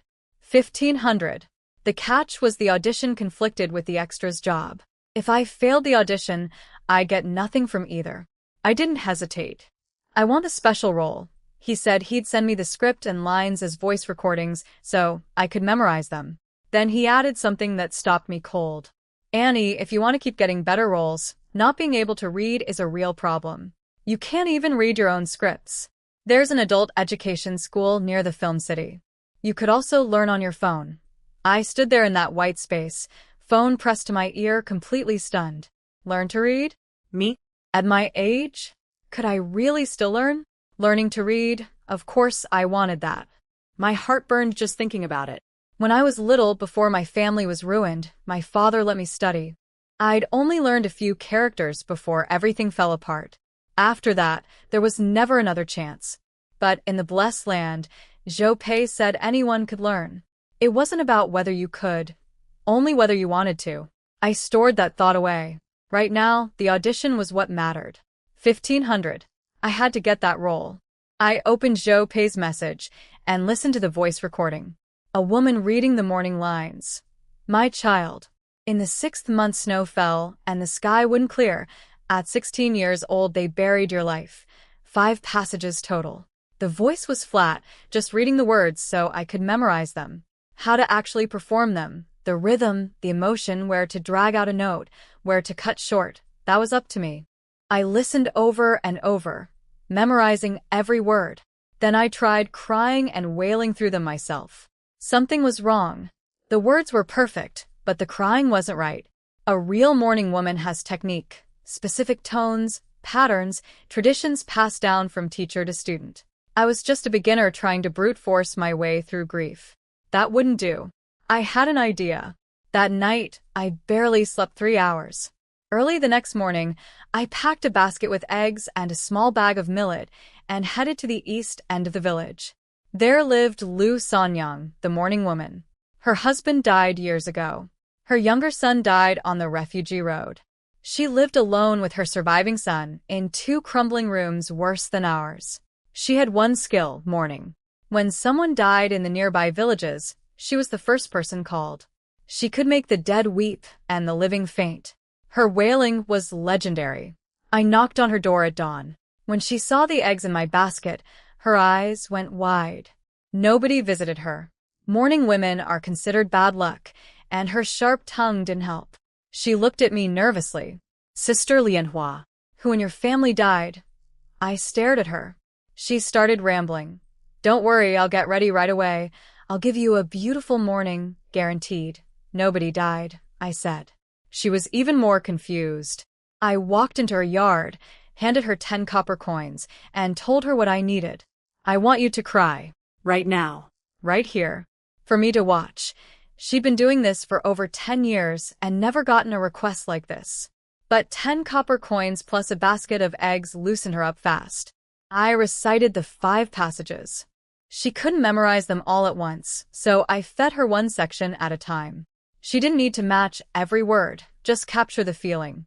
She cleared her throat, stood in the middle of the yard, took a deep breath, and let loose. My scalp went numb. Her voice was thin and sharp as a blade, cutting straight into your chest. The melody was slow, mournful, half crying, half singing, each bleeding into the other. She beat her chest, stomped her feet, and the tears came instantly, streaming down her face. When she shifted to the angry parts, her voice cracked and soared, raw, ragged fury. It was as if she truly was a mother whose daughter had been killed. This was the real thing. 10 years of craft in every note. Watching her up close taught me more in minutes than I'd learned in a whole night of practicing alone. She did it 3 times until her voice went hoarse. Then I gave her 5 more coins and asked her to do it again, this time with me following along, correcting me where I went wrong. She suddenly understood. You're going to do morning work too? She got upset and tried to return the money. You're a decent woman with a good life. Why steal my livelihood? I can barely feed myself. I promised I was only doing it once. I added 5 more coins. She was suspicious but kept going. All morning we practiced. She wailed through those passages more than a dozen times. I sent Chen Kai home to fetch the white flour buns Xiaoman had steamed. Lu Sanyang gnawed on a bun during our lunch break and tried to pry out how much I was getting paid for this. I gave her 2 more coins and told her to stop asking questions. She grinned and offered to cry again, this time with the full body movements. By late afternoon when I left, her voice was completely gone. She stood at her door making hand gestures. Come back anytime. I'll cry for you again. That evening after dinner, I went into the white space to practice alone. The first attempt was too stiff, too dry, nothing like Lu Sanyang's piercing, needle-thin wail. I tried again. Better. I kept adjusting, remembering which notes she'd praised, which phrases she said I got right. Alone in that empty white space with no sense of time, I practiced over and over until my own voice turned rough. I drank water and kept going. Slowly, my voice started carrying that morning woman quality. Not perfect, not her level after a decade of practice, but enough to feel genuine. The tears still weren't as instant as hers, but I could cry when I needed to. Good enough. I checked the time. The audition was tomorrow afternoon. I needed to stop and sleep, rest my voice, save my energy. I was up early that morning. I scrubbed myself head to toe, trimmed my nails short, washed my hands with soap plant water several times, brushed my teeth with a salt-dipped willow twig until my gums went numb. I cleaned behind my ears and neck, places I usually forgot. Then, I put on the new outfit I'd bought for $9.99. Today's audition meant I needed to make a good impression. I arrived in the blessed land around 8 in the morning and decided to explore the film city first. I still had that NPC job on my mind, standing around making expressions for 100. Good money for days, without acting work. I walked through a different gate this time into a new area. Antique-style streets, red towers, stone-paved roads. It looked a bit like the cities back in my world, only bigger, newer, and much cleaner. I walked around for a long time, but nobody asked to photograph me. Then I saw a beautiful girl in a flowing red dress posing by a gate while another woman clicked a black box at her, giving directions. Tilt your head left, make your eyes dreamy. Watching them, it hit me. Those girls photographed me last time, because of my ragged clothes.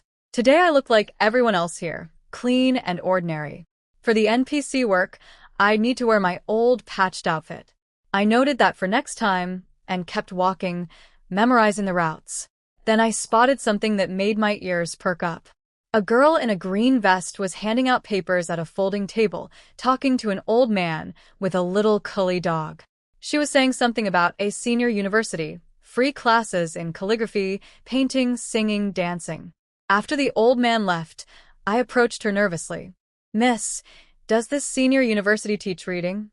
She looked surprised but smiled. Yes, there's a literacy class. It's free. Free? Really free. Government funded. Monday, Wednesday, Friday evenings, 6 to 7:30. The community center is a 10-minute walk that way. She handed me a paper covered in printed characters I couldn't read. I folded it carefully. Do I need an identity card? No. Hardly anyone needs literacy classes these days, so nobody checks. Just show up tonight. I stood there stunned. Free. No identity card needed. Anyone could go and learn to read, regardless of who they were or how poor. Back home, reading cost a fortune. Only families with real money could send children to school. Some academies wouldn't take you even with money. They wanted to see talent first. Here, anyone who wanted to learn simply walked in. No wonder Zhou Pei said it was only about wanting to learn. I found the community center following her directions, confirmed the location by asking a passerby, and burned the route into my memory. Getting hungry, I followed 2 young women into a restaurant. Bright, clean, spacious. When it was my turn, I asked for the same noodles the girls ordered and paid cash. $13 for a bowl of noodles with meat sauce. At my table, I noticed bottles of chili oil, vinegar, and soy sauce just sitting there for anyone to use. I picked each one up and sniffed it when nobody was looking. These were expensive things back home, and here they left them out for free. Such generosity. While waiting, I pulled out my phone and tried that Douyin app Jinu had installed. Blasting music exploded out of the phone in the quiet restaurant. On screen, a man was lifting his shirt and gyrating his hips. My face caught fire. I fumbled desperately to turn down the volume, jabbing at the screen, but the music kept blaring and the man kept dancing. The young people at the next table looked over.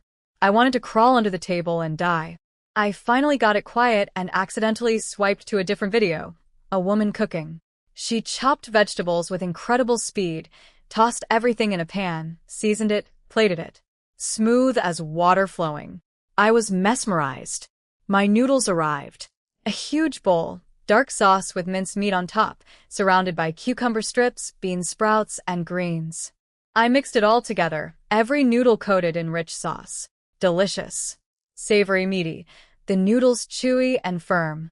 A few days ago, I would have buried my face in the bowl and not looked up. But now I kept sneaking glances at my phone between bites. The videos kept changing: gardening tips, scenic places, people chatting. I couldn't understand everything, but none of it was boring. When a dancing video with girls in short skirts popped up, I blushed and swiped past fast. I finished my noodles, but couldn't make myself leave. I just sat there watching videos until someone came to clear my bowl. I grabbed a tissue from the dispenser, so white and soft, and wiped my mouth. Such nice paper. Used once and thrown away. A few days ago, I would have saved it like a treasure. Now I tossed it in the bin outside, without a second thought. My phone rang. Zhou Pei. Auntie, where are you? The audition starts at 2. Come to the West Gate. I jumped up. On my way. It was midday, the sun scorching the stone roads. I walked toward the West Gate, silently rehearsing the morning tones I'd learned from Lu Sanyang. What I'd picked up in one day couldn't compare to her lifetime of skill. But it might be enough to fool people who'd never heard a real morning woman. I pulled out the little round mirror I'd bought for $3 at a small shop. Palm-sized, clear as anything. I checked my reflection. Hair neat, face clean. Good. Zhou Pei was waiting at the West Gate. He complimented my new outfit and said I looked sharp. Then he briefed me as we walked. The director's name was Sun, known for high-quality period dramas and strict standards. 7 or 8 people were competing for this role, all experienced special-rate extras. My stomach tightened. Zhou Pei told me not to be nervous. Just perform like I did in that mother scene. I nodded, but honestly, I wasn't even listening. My mind was running through the lines nonstop. The audition was in a small courtyard. Several women were already waiting, mostly in their 40s and 50s, plainly dressed. I found a corner and sat. I watched them quietly. Some were mouthing words silently. Others practiced sad expressions. 2 huddled together, glancing my way now and then. A woman in a blue top came over. You here for the morning woman too? I nodded. She looked me over. New face. First time doing special roles. I said yes. She smiled. Bold of you. This role pays well, but it's hard. You need real skill. I didn't know what to say, so I just smiled. They called people in one by one. Each came out with a different expression, some stone-faced, some defeated. The blue-top woman came back with red eyes, shaking her head. That director's standards are tough. He stopped me before I even finished my lines. That made me more nervous. Wang Lianhua. I stood up. Deep breath. Push the door open. Inside, the room was dim. 3 people sat there. In the middle was Director Sun, 40s, glasses, longish hair. A young woman with a notebook on his left. A young man with a camera on his right, lens pointed at me. Director Sun looked up. Wang Lianhua, what have you acted in before? I thought for a moment. Dead bodies. Refugees. A mother whose son was killed. He cut me off, slightly impatient. Today's role is the morning woman. Have you studied the lines? I nodded quickly. Yes. I also found someone to teach me. He sipped some water, not particularly interested. Teach you? Who? A morning woman in my village. She does it professionally. I studied with her for a full day. He exchanged a glance with a young woman beside him. A village morning woman? They seemed skeptical, The nearby villages had been urbanized long ago. The young woman suggested I probably meant I'd learned from online videos. I mumbled something vague. All right, Director's son said. Do it your way. Begin. I stepped to the center of the room and closed my eyes. I steadied myself, found my center. When I opened my eyes, I was someone else. I'd learned Lu Sanyang's technique, but what came out wasn't just her. It was me. I thought about my husband dying. He'd gone up the mountain to cut trees for building our house. A falling tree crushed him. When they carried him home, he was covered in blood, with only one breath left. I sat beside him 3 days and 3 nights, feeding him water and medicine. He still slipped away. I thought about his last words, holding my hand. Lianhua, I'm going. You've suffered. Next life I'll be your man again and give you good days. He didn't know. The one who dies first gets peace. The one left behind, a widow with children, has to figure out how to survive. I thought about the famine road, the bones by the roadside, the endless path ahead with no promise of survival. I opened my eyes and let loose. My child. In the 6th month snow fell and the sky wouldn't clear. At 16 they buried your life. A young phoenix with broken wings. This mother's heart has rotted to ash, half crying, half singing. The notes dragged out long and thin, like winter wind howling through an empty house. Everyone in the room froze. The young woman's eyes went red immediately.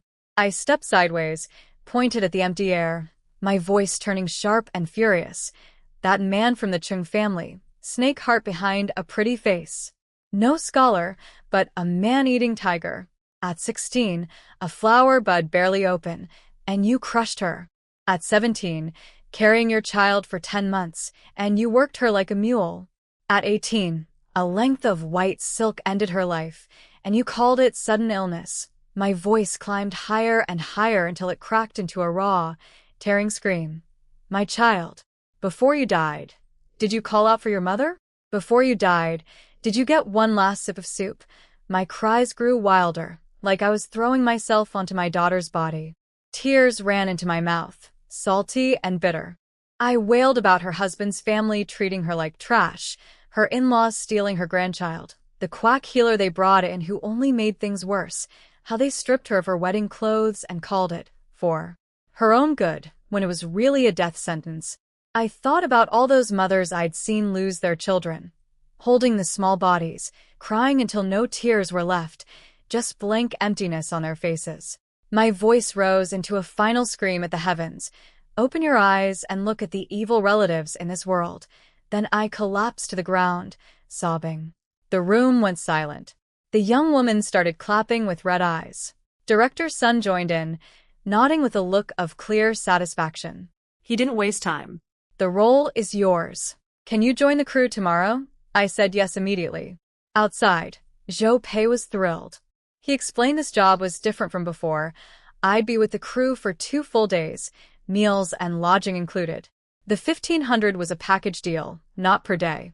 That worked out to 750 a day, which he said was excellent pay for a small special rate part like mine.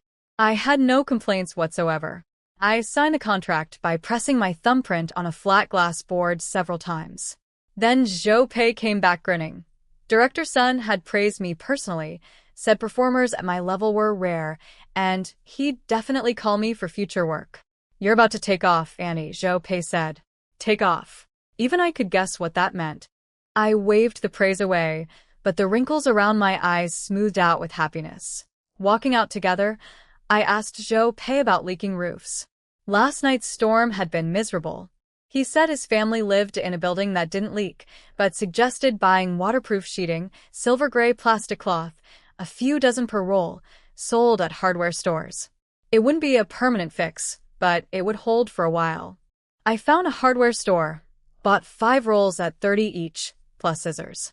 I carried everything to the empty alley, checked that nobody was around, and stored it all in my white space. Just like that, hands-free. Then I went shopping. A big fish, over 2 pounds, gutted and cleaned at the stall. 2 pounds of spare ribs, chopped into pieces. 2 blocks of tofu. And something new, cold-dressed pig head meat, sliced thin in spicy red sauce. The vendor let me taste a piece first and asked how spicy I wanted it. I said mild. I stopped by the massage tent again. The same girl remembered me. This time I skipped the massage, just grabbed a flyer and my 3 free eggs. Back home, I handed everything to Xiaoman. She sniffed the pig head meat and asked what it was. I told her it was ready to eat. People in the blessed land just ate it straight from the bag. I picked up a slice with chopsticks. Chewy, spicy, fragrant. The seasoning had soaked right through the meat. Incredible. I gave Xiaoman and Chen Kai each a piece. Neither of them had ever tasted chili pepper before. They both started gasping and fanning their mouths, running around looking for water. I'd asked for mild, and even I thought it was hot, but I loved the flavor. Watching those two scramble around made me laugh. 5-year-old Wenlong came running in, following the smell. "Grandma, what are you eating? It smells so good." "Nothing for children. Too spicy. I can handle it," he insisted. He cried. Earlier, I'd also gotten good news about tonight. Jinyu had messaged asking how the audition went. I told her I passed. She congratulated me and invited me to go sing in a park near the West Gate. I told her I was going to the literacy class at the community center tonight. She offered to pick me up when class ended at 7:30. After that, we could go see the park together. I figured why not? The more I learned about this world, the better. Since I had class tonight, we ate dinner early. I showed the family the flyer from the community center. They passed it around, staring at the printed words none of us could read. "Mother, what does it say?" Chenhua asked. I told them what the girl had explained, free classes for anyone teaching reading, singing, dancing. No chari. Their faces went blank with disbelief. Free reading lessons? Then Chenhua got a strange look on his face and pulled me aside. He whispered nervously. Back when he'd worked in town, he'd overheard some rough men talking about certain places where they bought pretty girls and taught them to read, sing, and dance. To work in brothels. He was worried I was walking into something like that. I grabbed the broom and chased him around the entire yard while the whole family watched. He ran, hands up, begging forgiveness. "Mother, I was wrong. I thought badly. Please be careful. Don't hurt your back." I threw the broom down, panting. Xiaoman quickly put it away and sent little Wenlong to hug my legs and act cute. I rubbed his shaved head and let my anger go. Then I got to business. I pulled out the 5 rolls of waterproof sheeting I'd bought. Women, go make dinner. Men, fix the roof. Chenhua tested the sheeting with water first. Not a single drop came through. Stronger than those plastic bags, impossible to tear by hand. They spread it across the roof, covered it with straw, and weighted the corners with stones. Chen Jie dumped the buckets of rainwater they'd collected onto the roof. Every drop ran off the edges. Not one leaked inside. Everyone was thrilled. Dinner was red-braised fish, cold, spicy pig head meat, tofu soup, stir-fried wild greens, and a pot of white rice. Chen Jie tasted the pig head meat and said if he had some wine to go with it, he wouldn't trade places with an immortal. That stirred something in me. When my husband was alive, we'd buy a little wine and some snacks once or twice a month, get tipsy together at home, and fall asleep warm and happy. I miss that feeling. "Next holiday, I'll bring some wine from the other side," I said. "We'll all drink together." After dinner, I tucked the flyer close to my body, told the family I was heading out, and returned to the modern world. I found the community center easily. Plenty of white-haired older folks were gathered outside. I asked for the literacy class and was directed upstairs. The classroom had several elderly people already seated. I found an empty spot and sat down, nervous and looking around. To my surprise, the teacher was that same young girl who'd given me the flyer. She recognized me and smiled. Then she held up a box of pens and a stack of white paper. "Anyone who didn't bring supplies can borrow from me. Just return the pens after class. Free lessons and free paper and pens too." I carried my share back to my seat like precious treasure. The teacher showed me how to hold a pen. I gripped it awkwardly, but I held on tight.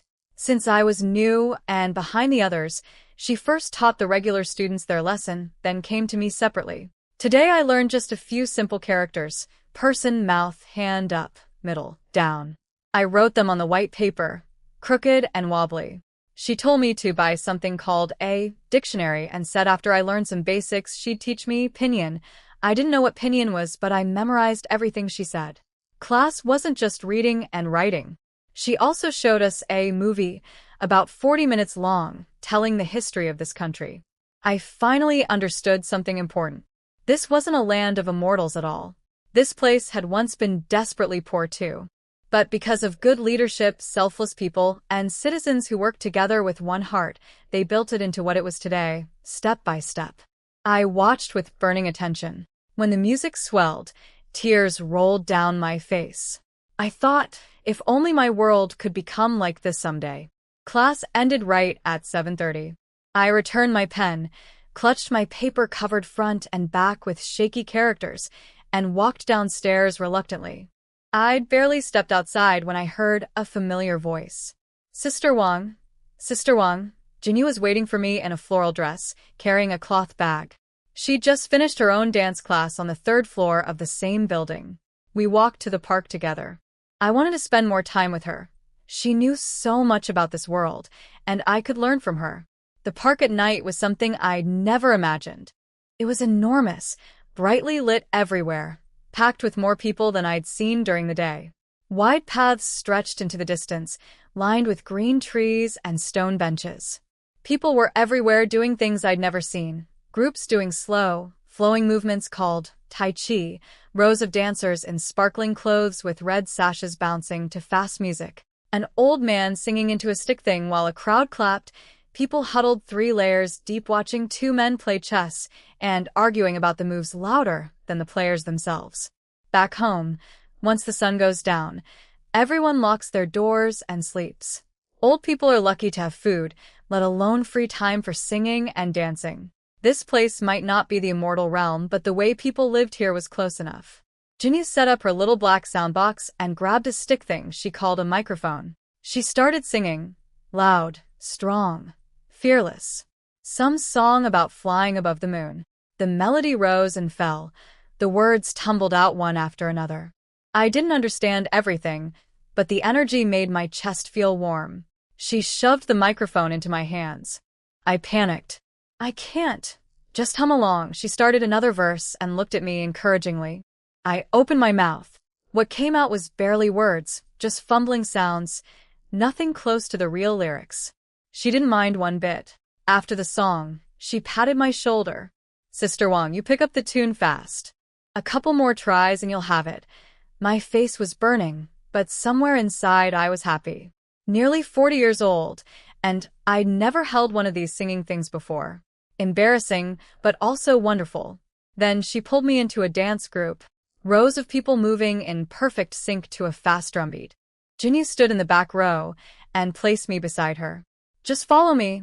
I watched her feet and tried to copy. Left foot, right foot, wave arms, turn. I was clumsy, always half a step behind. A kind woman in a red jacket noticed and slowed her movements to help me learn. After a few rounds, I started getting the hang of it. Still awkward, but at least I could follow. The music got faster and happier. And then I noticed I was smiling. I didn't even know why. I just felt happy. Jinyu bought water from an incredible tall box. She pressed something, and 2 bottles just rolled out by themselves. A vending machine, she called it. Scan a code, pay money, and things just appear. We sat on a stone bench drinking water. She took my phone and taught me useful tricks, how to speak into the search box to find anything, how to use the shopping app by voice so I didn't need to type. She showed me how to compare prices and find coupons. This is called plucking wool from sheep, she whispered with that secret-sharing face of hers. New users get huge discounts. 1 penny for a box of tissues. 3 for 5 pounds of apples. I nodded, memorizing everything. Once I got my identity card and could use phone payments, I'd come back to her for more lessons. A woman named Sister Lee from Jinyu's dance group joined us. They started talking about someone on Douyin who made food from scratch, growing vegetables, even making her own soy sauce. When I asked where to watch this, Lee took my phone and searched for cooking accounts, following several for me. The whole evening felt like discovering a new world inside the new world. Dancing, singing, learning phone tricks, meeting kind people. I'd lived almost 4 decades and never knew a night could be spent like this. When we parted, my eyes stung. Jinyu wasn't family. She owed me nothing. But she'd spent the whole evening teaching me things, including me in her life, even buying me water. I found a quiet spot and jumped home. The family was still awake, waiting for me. Xiaoman had hot water ready. Jingfeng brought out the outfit she'd finished sewing, neat stitches, 2 front pockets like I'd asked, flower patterns on the cuffs. It fit perfectly. I'd wear it tomorrow when I joined the crew. I gathered everyone and explained I'd be away for 2 days with the film crew. They'd feed me and give me a place to sleep. I told them to say I was resting at home if anyone asked. Then I shared my real plan. When I'm back, let's figure out what small things we can buy from the other side and sell here without drawing attention. Chenhua, take Xinjie and Chening to the city and county. Visit the shops, talk to peddlers, find out what's popular, what people are buying. Their eyes lit up. I told them not to hide the trip, just say the family was looking into starting a small business. Nothing suspicious about that. Everyone went to bed excited. In the white space, I pulled out my phone and opened Douyin. I searched, cooking, by voice and watched people chop, season, and stew meat. Then I found someone making noodles from scratch, kneading, resting, rolling dough. I watched carefully, planning to teach Xiaoman. Then a strange video popped up. A young woman was dressing a tiny doll, palm-sized, with big eyes and curly hair, wearing a little pink dress. She was sewing a miniature outfit from scraps of fabric, adding tiny pearls and ribbon. She said it was a custom order, Rococo style, her own design, 5 layers of skirt ruffles. The price, $380. $380 for a dress the size of my palm? That's over 150 pounds of rice. She explained she used quality fabric and handmade all the little decorations herself. Someone in the comments asked how long it took to learn. 8 years, she said. I stared at those tiny beads and decorations. Jinyu had shown me earlier. Those materials cost almost nothing on Pinduoduo. A few coins for a big bag. But sewn onto a doll dress with skill and style, they became worth $380. It was like the fancy seamstresses back home who made custom clothes for wealthy ladies. Good craftsmanship with unique designs always commands higher prices. That's true in any world. I thought about Jingfeng. She had excellent needlework. She made embroidered handkerchiefs and pouches to sell in town for spare money. Could she make doll clothes? But how would we sell them through the phone? I tried to tap the screen to see more, and it went black. Dead. No power. I sat in the white space holding my dark phone, mind racing about that tiny 380 dress. I reminded myself to charge the phone tomorrow, then went back to my room and lay down. I fell asleep with my head full of money-making ideas. I slept badly that night, my head full of plans and jumbled dreams. I woke before dawn while the house was still dark and quiet. Lying there, I thought about what mattered most. Finding a way for the family to earn money. A whole household of mouths to feed, scraping by on whatever the fields gave us. Before, I thought that was normal. But after seeing how ordinary people lived in that other world, I knew what real living looked like. When the roosters crowed and light crept into the sky, I got up quietly. Chun Kai stirred and asked if I was leaving already. She looked a little sad. I'd never been away from her this long. I told Xiaoman not to cook breakfast. I'd buy it from the other side. I grabbed a clean clay pot, ducked into the white space, and appeared in my usual quiet spot. The streets were mostly empty, just early workers heading out. At a steamed bun stall, I bought 30 meat buns for 45. Then I handed the vendor my clay pot and asked him to fill it with congee, something called preserved egg and pork porridge. 15 for the whole pot. He sealed it with a plastic bag under the lid so it wouldn't spill, and threw in a bag of homemade pickled vegetables for free. I jumped home through the white space and set everything on the table. The children woke up to the smell and came running. Wenlong grabbed the table edge and stared. "Grandma, are those meat buns?" I handed him one. He bit in while it was still hot, cheeks puffing as he blew on it. The little ones got theirs broken up and soaked in porridge. Chun Jie ate 2 buns in 4 bites, then stirred pickles into his porridge and slurped it down. After breakfast, I made multiple trips to the market. I went big this time: 50 pounds of rice, 30 pounds of millet, 30 pounds of flour, 2 jugs of oil, plus salt, sugar, soy sauce, vinegar, cooking wine, pork, beef, 2 fish, apples, oranges, a tray of eggs, tofu, potatoes, cabbage, radish, onions, ginger, garlic. Money flowed like water. It hurt a little, but it felt more satisfying than painful. I couldn't carry everything at once, so I made several trips through the white space. Each time I appeared with more, the family's eyes got wider. They stood frozen until I shouted at them to help carry things inside. Then they scrambled, grinning like it was New Year. After I left for the last time, Jingfang said quietly, with mother around, "Our family's life is really—" She didn't finish. She didn't need to. Chunhua thought about how lucky it was that they'd built the house in this isolated spot, away from neighbors. Otherwise, the smell of all this cooking would drift everywhere. Last time they made braised pork. Old Lou's dog from the east end of the village came and sat outside their door and wouldn't leave. I appeared in a bathroom stall at the market, walked out calmly, and found a place to charge my phone. The moment it turned on, Zhou Pei called. He was driving to the crew himself and offered to pick me up. He arrived in about 15 minutes and I climbed in. On the way, he explained there was an opening ceremony today. We pulled up to a big compound with banners across the front. People were everywhere, hauling equipment, shouting instructions. Inside, a large table covered in red cloth held offerings: a pig's head, whole chicken, whole fish, fruit, and pastries. Behind it, a frame draped in red fabric hid something underneath. The director lit incense, bowed 3 times, and placed it in a burner. The lead actors followed one by one. I watched with fascination. Even people in this world believed in asking the gods for good luck. When the red cloth was pulled away, it revealed a camera wrapped in red silk ribbon. Firecrackers went off. Everyone clapped and cheered. I clapped along. Zhou Pei drove me to the filming location, a fake village built for period dramas, complete with mud walls, stone paths, and old trees.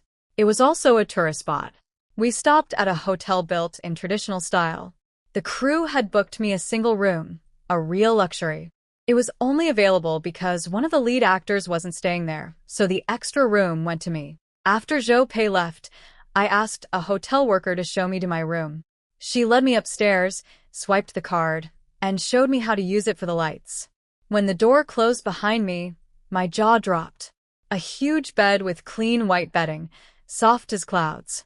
A TV mounted on the wall. A desk, a chair. A separate bathroom with a toilet and shower. This beautiful room was free for me.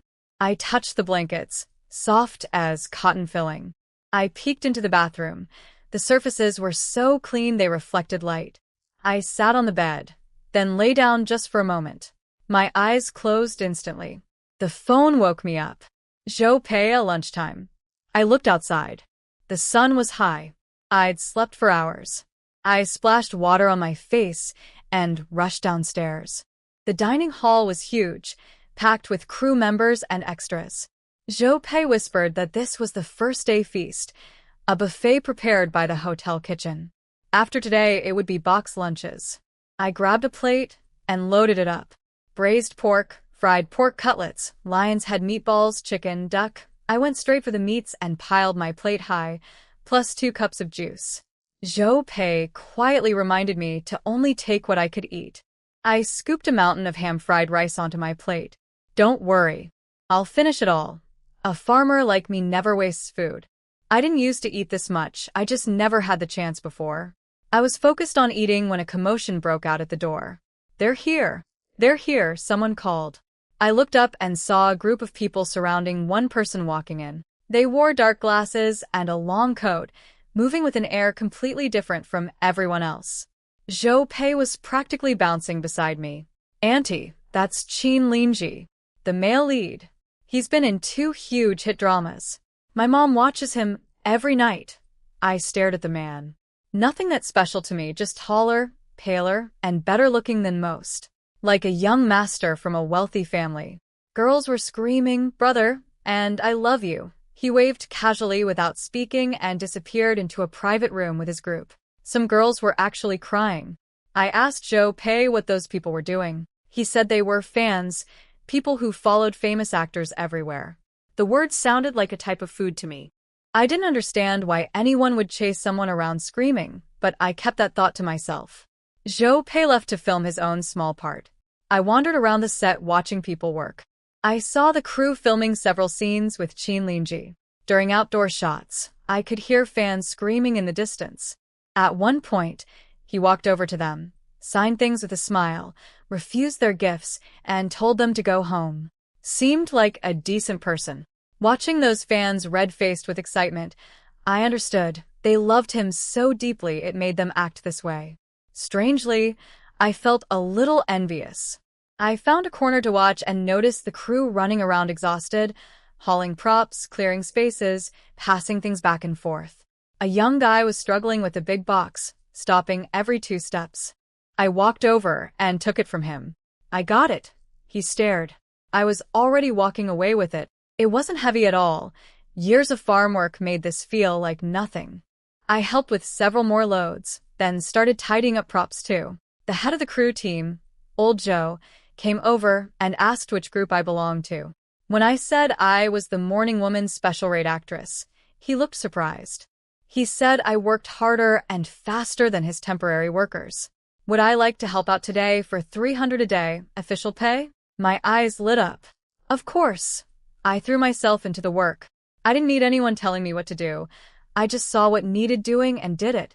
Some young crew members were skeptical at first, but after watching me outwork them all, they gave up trying to compete. One handed me water. I gulped it down and went right back to hauling. Then I overheard 2 crew members talking. I heard the male lead gets $800,000 per episode, more like $900,000. The female lead gets around $500,000. One episode is more than we'd earn in a lifetime. I froze. $800,000 per episode? I stood there unable to move. I'd been killing myself for days to earn 1,000 or so. This man earned more from one episode than I could in 800 roles. Could I ever be a lead? The thought scared me the moment it appeared. I shook my head hard. Who did I think I was? I'd been eating well for a few days and suddenly dreaming of stardom. I scolded myself for being greedy and went back to work. What others earn is their business.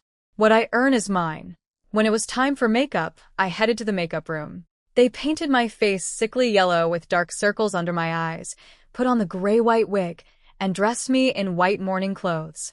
I walked to the filming spot, a fake village entrance, a dirt road stretching into the distance between mud-walled houses. A big crowd had gathered. Tourists, locals, and the fans with their signs and phones. Director's son waved me over. Sister Wang, this scene is a funeral procession. You follow the coffin, crying the whole way from the village entrance to over there. Paper money will fall from above. Ignore it. Just cry. This scene was important.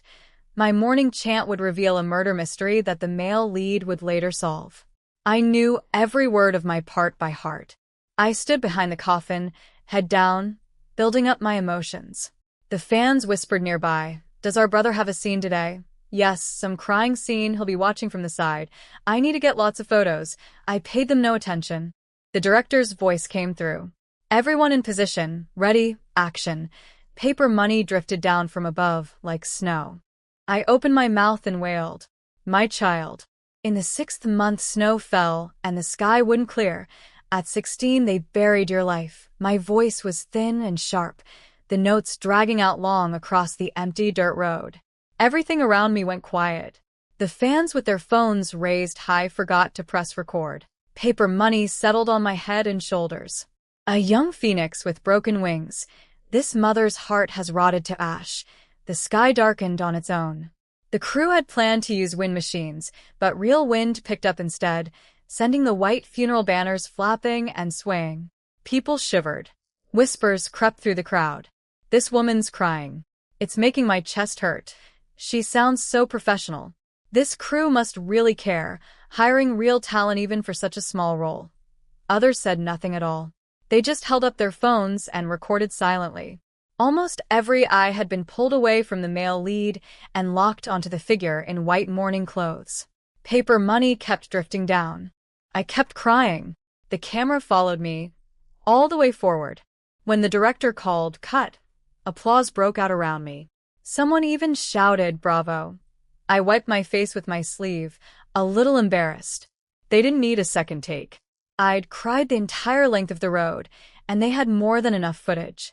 They just cut what they needed later. After that, I had one more small scene, standing behind the male lead as a background figure, just showing my side profile. Easy work. As I was walking off, two young women rushed over. One said excitedly that she'd filmed my performance and asked if she could post it online. I knew what that meant now. People upload videos for others to watch on their phones, like the cooking videos I'd been watching. The idea of strangers seeing my face made me shy, but Zhou Pei had told me the whole drama would air on television eventually anyway. "Sure, go ahead," I said. They asked for photo together. I nodded, and they pressed against me on both sides, clicking away on their phones. After they left, I couldn't stop smiling. People actually wanted to photograph me? I thought only someone like the male lead got that treatment. I removed my makeup and went back to helping the crew. I ate 2-box lunches, not to save one for home, just because I needed the energy. Filming wrapped around 9 that evening. Old Joe came around with pay. I got $340 extra for overtime. I agreed to help again tomorrow. Back at the hotel, I figured out the shower controls after some fumbling and took the most wonderful hot bath of my entire life.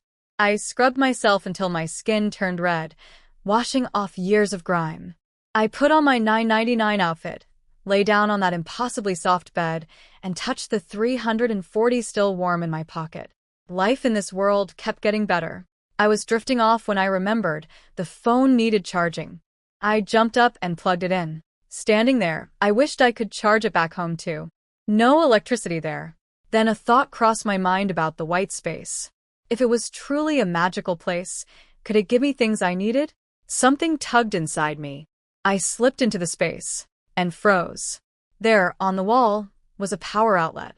White, square, exactly like the ones in this world. I touched it, solid and real. I grabbed my phone and charger from the hotel room, plugged in, and watched the screen light up with the charging symbol. I stared at it for a long time. It actually worked. My heart was pounding. I said out loud, "Give me a bed too, like the one in the hotel." I looked around nervously. In one corner, mist seemed to gather. Moments later, a bed appeared. Identical to my hotel bed. White sheets, soft blankets, fluffy pillows, even a little nightstand beside it. My jaw dropped and stayed there. I walked over, touched it, sat on it. Soft and perfect. I opened the nightstand drawer. Empty, but real. I tried again. I want a cabinet for storing things. Nothing happened. I waited. Still nothing. I couldn't figure out the rules. Maybe it only gave certain things, or only sometimes. But I didn't care. I had a charging outlet and a bed. That was already incredible. That night, I slept in the space on my new bed. When I woke, I grabbed my phone and popped back to the hotel room. Morning light was streaming in. I stretched and felt completely refreshed.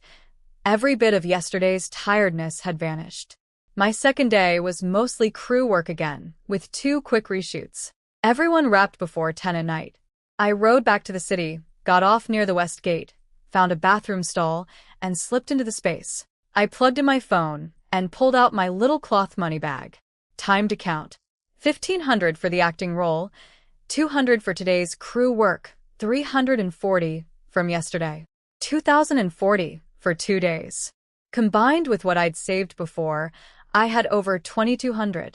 I counted every bill, folded them carefully, and tucked the bag under my pillow. From now on, I'd keep all my money and valuables in this space.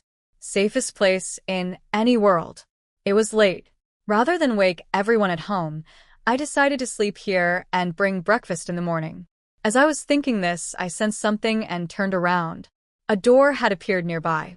It looked familiar, exactly like the bathroom door from the hotel room. I opened it.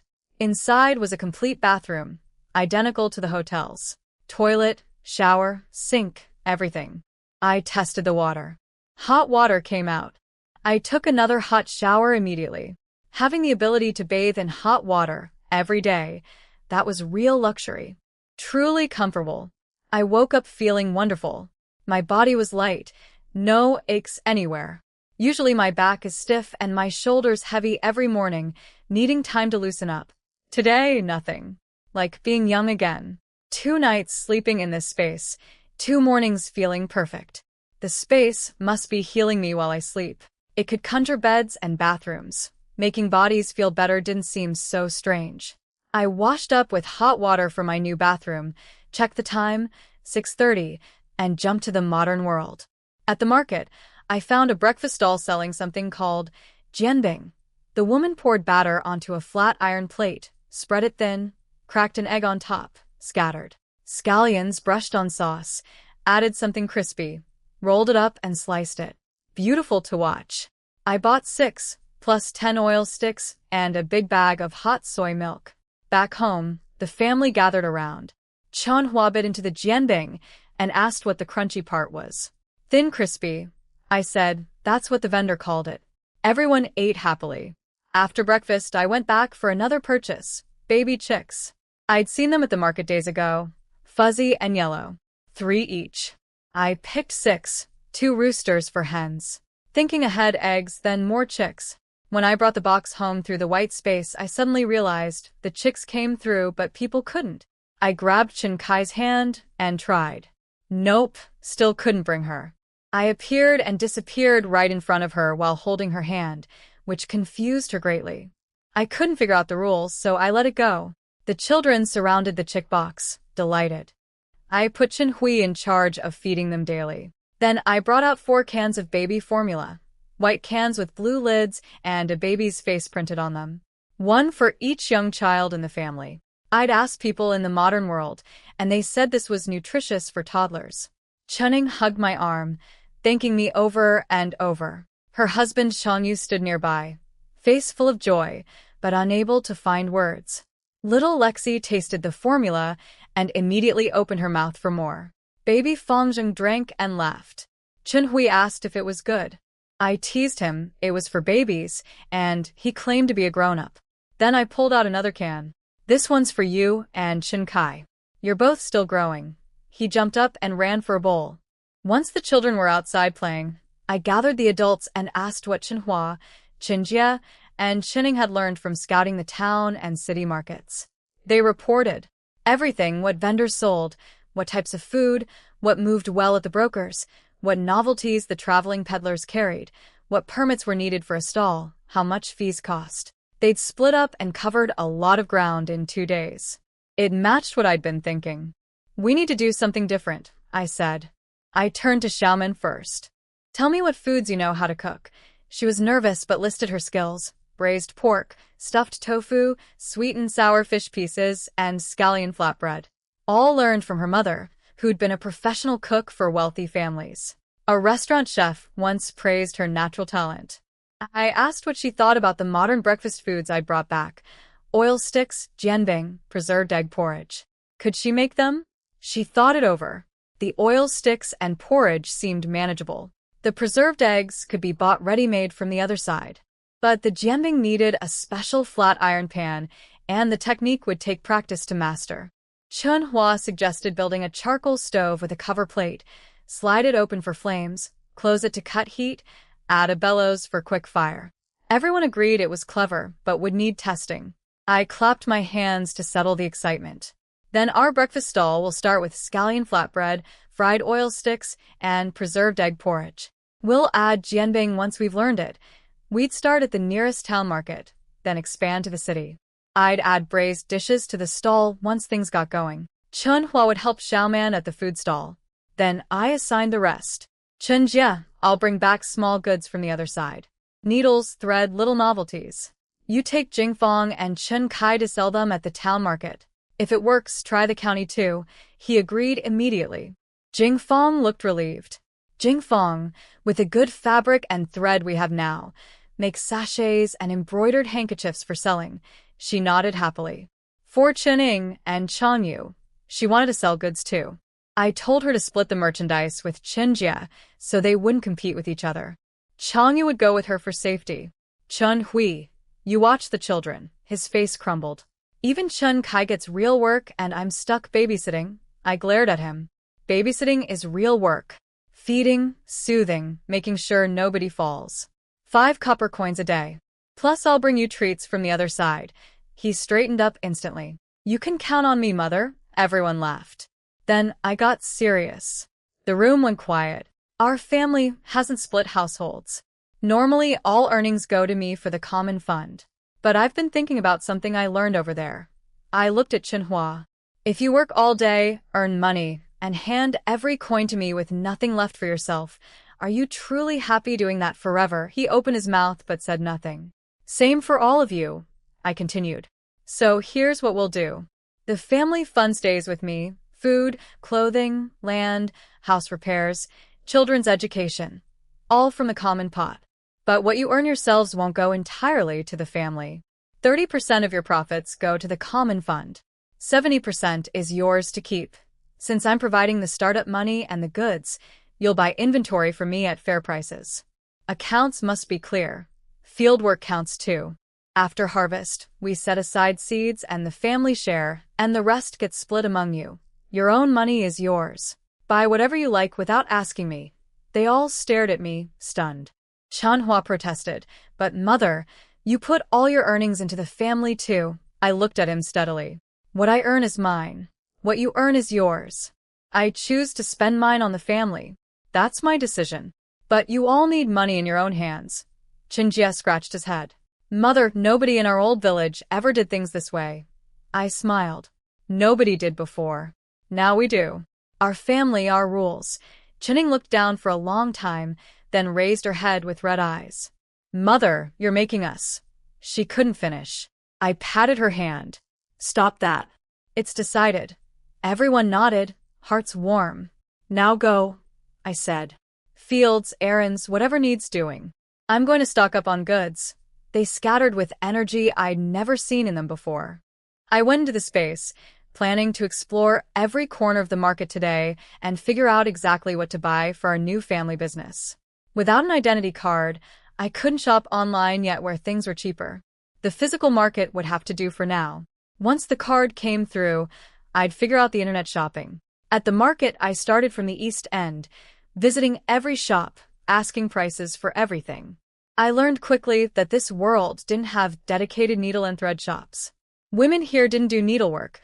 Clothes came ready-made and cheap, so fabric shops were rare too. I went back to the old man's store and bought several pieces of colored cloth for Jingfeng to make sachets and pouches. I took all his scrap fabric and every small pack of needles and thread he had. When I asked about embroidery hoops, he laughed. Nobody embroiders by hand anymore, he said. Machines do it cheaper and prettier. Hand embroidery was being protected by the government as something called heritage. He told me to buy hoops online. I found another fabric shop at the other end of the market with even more scraps. They also sold box sewing kits, nice ones in plastic cases. But I couldn't buy those. The packaging materials didn't exist in my world. They'd be impossible to explain. I bought all the loose needle and thread packs instead. The owner was thrilled. She'd stocked a whole crate a year ago and barely sold any. She practically gave them to me at cost. In the corner of her shop, I spotted cloth shoes. I tried a pair, comfortable, and they wouldn't look out of place back home. My family had been eating better and wearing new clothes, but everyone still wore homemade straw sandals. My own good shoes had been patched so many times there was nowhere left to stitch. I bought 18 pairs. 2 for every family member. The shopkeeper dug through boxes to find all the right sizes, stacking them neatly in my basket. I made a trip home through the white space to deliver everything, then came right back. Next I found a 2 yuan store. Not everything was actually 2 yuan, it started at 2. Inside, shelves were packed with all kinds of things. I grabbed a basket and carefully selected items. Wooden combs, back scratchers, 20 pairs of plain cotton socks, 2 big bundles of hemp rope, 2 bundles of cotton string. The best discovery was tucked in a dusty corner, calligraphy brushes, ink sticks, and ink stones. Nobody here seemed to want them. I bought all 5 sets.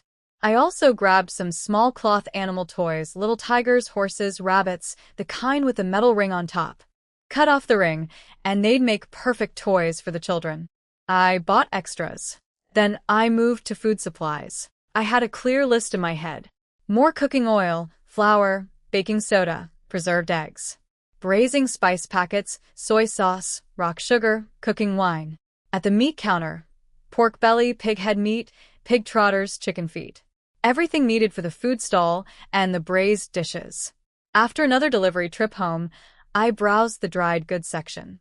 I'd passed it before, but never looked closely. Dried mushrooms, wood ear fungus, dried lily buds, dried tofu skin, glass noodles. My heart started racing. Back home, these were mountain treasures, rare and expensive, sold only in specialty shops at steep prices. Here they weren't exactly cheap either, but compared to my world, the markup I could earn was enormous. I was about to ask more prices when my eyes locked onto something in the corner of the stall. Clear bags filled with dried, wrinkled roots with thin whiskers hanging off them. They looked familiar. My heart slammed against my ribs. Ginseng. I knew ginseng. The year my husband was crushed by a falling tree, barely alive, I spent 3 taels of silver, an enormous sum, on a tiny scrap of ginseng root to brew into medicine, trying to keep him breathing. It wasn't enough. He died anyway. And here sat 7 or 8 whole roots, fat ones, just piled casually on a market table. My voice shook. What are those? Garden ginseng, the vendor said casually. Cultivated, not wild. People use them for soup. I knew the difference between wild and cultivated. The old doctor who sold me that tiny piece had explained it. Wild ginseng was stronger, but far more expensive. Cultivated was weaker, but still valuable. Even cultivated ginseng sold for a fortune in my world. If I could buy some here and sell it there. No. I killed that thought immediately. Dried mushrooms and wood ear were one thing. They existed in my world and wouldn't raise eyebrows. But ginseng was too conspicuous. Anyone could tell cultivated from wild. And worse, I remembered the old doctor mentioning that private trading in ginseng was illegal under our laws. I crushed the greed rising in my chest and turned my eyes back to the safer dried goods, mushrooms, wood ear, lily buds, tofu skin, glass noodles. These all existed back home. The price difference was huge, and nobody would ask too many questions about them. The family crowded around as I kept pulling things from my basket. Wooden combs, back scratchers, cotton socks, bundles of rope and string, and 5 packages wrapped in oil paper. Mother, what's this? Chenhui asked. I unwrapped the oil paper. Calligraphy brushes, ink sticks, and ink stones. Chun Hui's eyes went wide. He'd seen a teacher use a brush once when he was little, but that one was worn bald with leftover ink. These were brand new, straight handles, full bristle tips, ink sticks gleaming with oil. Are these for selling too? He asked. I looked at him. Yes, but we also need to learn to read. If we're running businesses, we need to understand account books. Chenhua laughed. Mother, I'm too old to learn characters. Nobody's too old, I said. Over there, people in their 60s and 70s go to reading classes. Almost everyone in that world can read and write. That shut him up. I pulled out the cloth animal toys from the bottom of the basket, little tigers, horses, rabbits in bright colors. I snipped off the metal rings and handed them to the children. When Long grabbed the tiger, Huanqi snatched the rabbit, and the 2 babies each got one, and wouldn't let go. I clapped my hands to stop the chaos and started assigning everything. Braising spices, soy sauce, rock sugar, and meat went to Xiaoman for the food stall. Some dried goods stayed in the kitchen for our own meals. Fabric scraps, needles, thread, and silk went to Jingfang for embroidery work. The fine-colored cloth was for sachets and scented pouches. Everything else, combs, socks, sundries, went to Qinjie and Qining to split between them and test sell at the town market in 2 days. Everyone sorted their goods eagerly. But I noticed Xiaoman and Jingfang hanging back, looking nervous. What's wrong? I asked. They glanced at each other. Xiaoman spoke first, head down. Mother, I'm afraid I'll mess it up. I learned cooking from my mother years ago, but it's been so long. My hands are rusty. What if I waste all these good ingredients? Jingfang nodded. Me too. My needlework is self-taught. I've never actually sold anything for real money. What if I ruin the nice fabric? I understood. I'd felt the same terror before my Morning Woman audition, afraid of failing, disappointing everyone, losing the chance to earn. But some roads you never know about until you walk them. I reached into my clothes and pulled something out. A long, flat object with a black glass surface that could reflect your face. Every eye in the room went huge. Chun Jie's voice cracked. Mother, what is that? Quiet down, I said, setting it on the table. Channing leaned in, then yelped and jumped back. It shows people, like a mirror. Chen Hui reached for it. I swatted his hand away. Don't touch. Everyone cover your mouths, I said. Don't scream. They obeyed. I pressed the button on the side. The screen lit up. A room full of people with hands clamped over their mouths, eyes about to pop out of their heads. After a long moment, I figured they could handle it. All right, uncover your mouths. Mother, what? What is this thing? Chunhua's voice was trembling. I couldn't help laughing at them all. Look at you. This is called a phone. People over there use it every day. It doesn't bite and it doesn't eat people. Nothing to be scared of. I conveniently forgot that when I first saw one, I thought it was a demon's tool. Phone, Chun Hui asked. What does it have to do with chickens? Because the words sound alike in our language. It's machine as in loom, not chicken the bird, I said. Just think of it as a magical tool from the immortal world. The room went dead silent at those words. Channing stared at the glowing screen. Mother, what is this magical tool? Do. It shows things. It teaches things. I told them I was going to show them videos, recordings of people doing things in the other world so they could learn. The phone had no signal here, but I'd asked Jinyu how to save videos for watching without a connection. She'd even sent me a screen recording showing how to do it. I'd practiced several times until I got the hang of it. The videos I downloaded were all related to our new businesses, cooking techniques, food preparation. That's how I'd learned that making oil sticks required something called baking soda. Jingfang whispered, Mother, what's a video? It's people recorded doing things over there, played back for you to watch. I said, just watch. You'll understand. I set the phone on the table, screen facing up, and played the first video. A man in an apron stood at a counter with flour, water, salt, and oil. He explained everything as he worked, how to mix the dough for oil sticks, how long to let it rest, how hot the oil should be. He kneaded the dough until it was smooth, let it rise, rolled it flat, cut it into strips, pressed two together with chopsticks, stretched them, and dropped them into the oil. The sizzle filled the room. The dough puffed up and turned golden. He flipped them steadily, then lifted them out, glistening and perfect. Nobody spoke. Every eye in the room was locked on that tiny glowing screen. Channing swallowed so loudly it echoed. Xiaomon's mouth hung open, forgotten. Her fingers twitched when the man flipped the oil sticks, like she was doing it herself. Her son tugged her sleeve and pointed at the screen, whispering he wanted to eat that.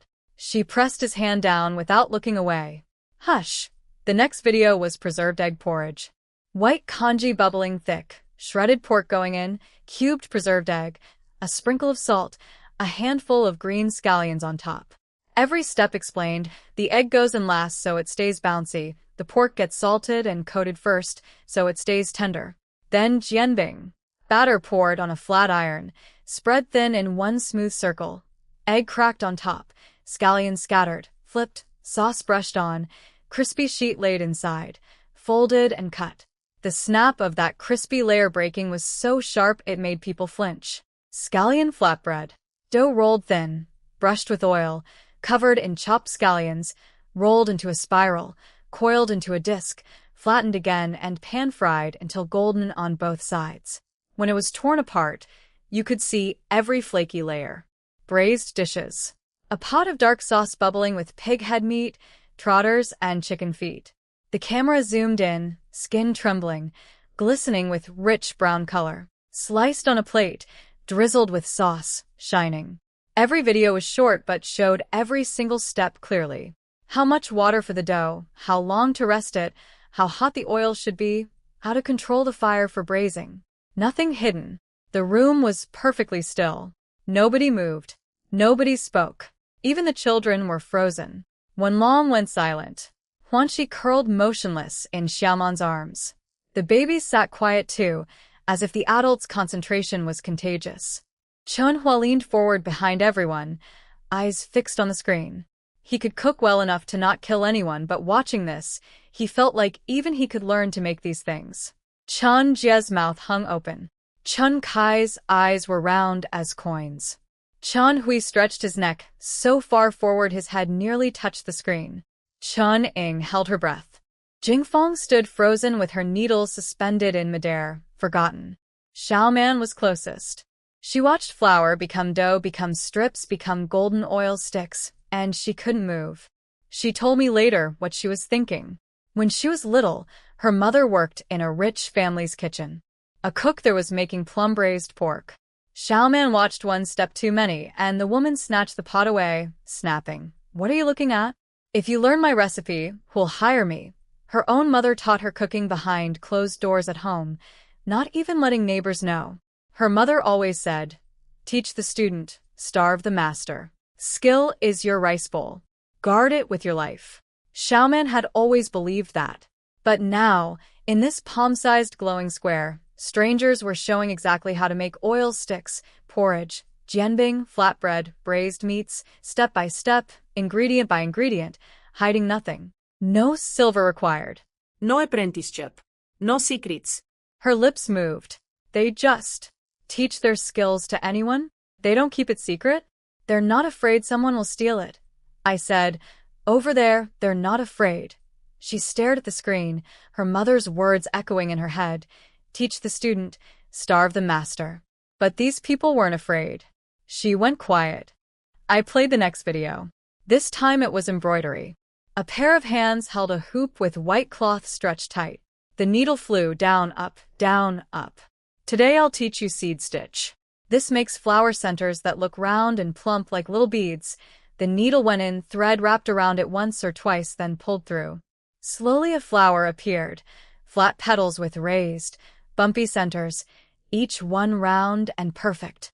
Jingfeng's needle and thread slipped from her fingers and hit the floor. She didn't notice. She stepped forward, then again, practically pressing her face to the screen. That little flower was more beautiful than anything she'd ever embroidered. The technique, the way the thread moved, she'd never imagined stitching could work like that. All those patterns she'd spent years puzzling out on her own suddenly seemed like nothing. "This stitch," she whispered, voice dry. "It's so beautiful." I showed more. A butterfly with wings shading from deep blue to pale blue, using gradient thread. A golden fortune character in metallic thread. A complete sachet tutorial, cutting, embroidering, and sewing it into shape. Jingfeng's eyes turned red. She taught herself embroidery with no teacher, no patterns to copy. She stitched and ripped and stitched again until her fingertips were covered in needle holes. When she finally figured out a design, she hid it, terrified someone would copy it. But these people in the other world laid everything open for anyone to learn. I put the phone away and looked at the room full of stunned faces. "All these skills," I said, "are taught freely by people over there. No payment, no secrets." Anyone who wants to learn can learn." Nobody answered. They were all still in shock. "I showed you all this for a reason," I said, looking around the room. "Skills belong to whoever learns them. Whether it's cooking or embroidery, as long as you have a craft, you'll never starve anywhere you go." I looked at Xiaoman. "Your mother's recipes are skills. These videos are skills too. Learn everything. Once you've learned it, it's yours." I told Jingfeng the same. Her self-taught patterns were real craft, and these new techniques would only add to what she already had. Skill is never too much, only too rough. I told everyone they could watch the videos whenever I was home, but I only had one phone and couldn't leave it behind when I went to work. They'd need to plan their time. They all wanted to watch again, immediately. So I replayed everything. Chunhua said it was smart for everyone to learn the cooking, that way anyone could help at the food stall when needed. I agreed, and said the same went for embroidery. Chunhui blurted out, "Mother, men don't embroider." I told him about the doll clothes I'd seen, palm-sized outfits selling for 380. I had him calculate how many sweets and fruits that could buy. He counted on his fingers, went blank, Then his eyes lit up like lanterns. Mother, I want to learn embroidery. I want to make little clothes. Chen Jie laughed and ruffled his hair. I looked at my second son. In the other world, men and women do the same work. Old men embroider. Your old mother hauls equipment at the film set like a man. If people over there can do it, why can't we? Are we better than them? He shut up. I sent everyone off to practice. Xiaoman and Chen Hua spent the next 2 days in the kitchen testing every recipe. Oil sticks, preserved egg porridge, scallion flatbread, braised meats. They made each dish, had the family taste it, then adjusted and tried again. The first batch of oil sticks came out hard. The second was soft and fluffy. The porridge was the easiest, and since nobody on our side had ever seen preserved eggs, no competitor could copy it. The thin, crispy sheets for jianbing turned out surprisingly close to the real thing. Xiaoman's scallion flatbread, already her specialty, got even better after she combined her mother's method with the video techniques. The first pot of braised meat was bland. The second was wonderful. Everyone ate like kings for 2 days from all the testing. We visited the outhouse, so often we probably had the richest compost in the village. Jingfang and Chen Kai practiced seed stitch for 2 days straight.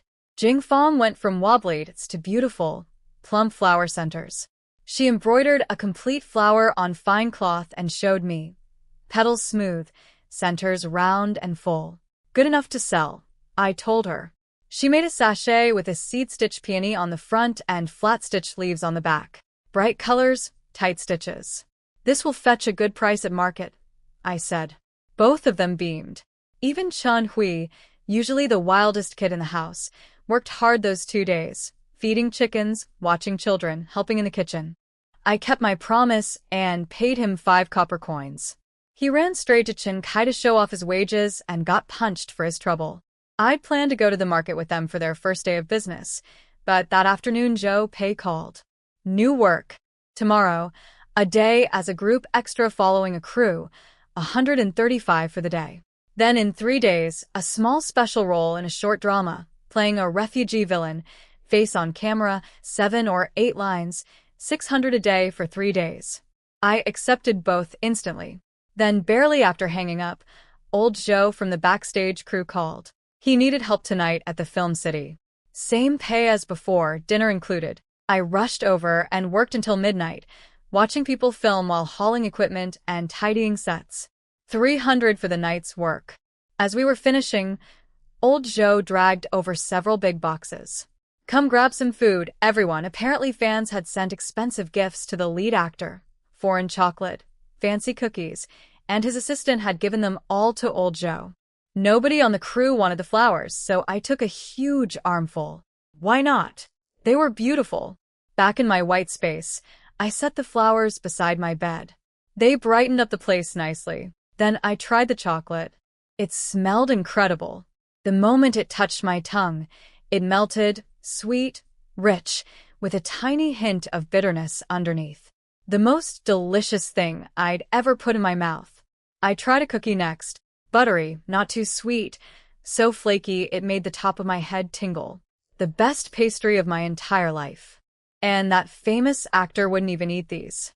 All this luxury, just handed down to little people like us. It was still dark when the house lit up. Chen Hua had borrowed a wheelbarrow from the village the night before. He checked the wheel while Chen Jie loaded everything.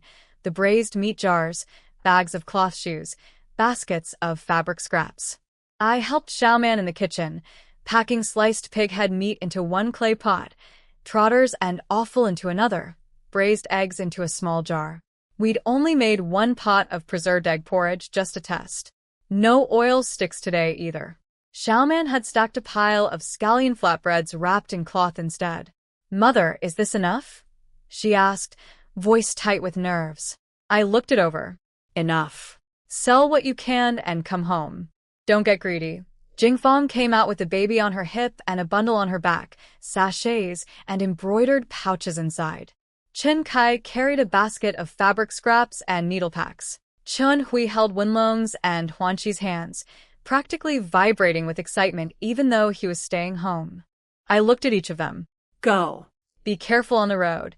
Chen Hua pushed the wheelbarrow in front. Chen Jie steadied it beside him. The rest filed behind. Jing Fong with the baby, Chen Kai with her basket, Chen Ying and Chang Yu with little Fangzheng, Xiaoman checking the gate lock one last time. They passed villagers on the way. Someone asked where they were going. Chen Hua smiled and said the town market.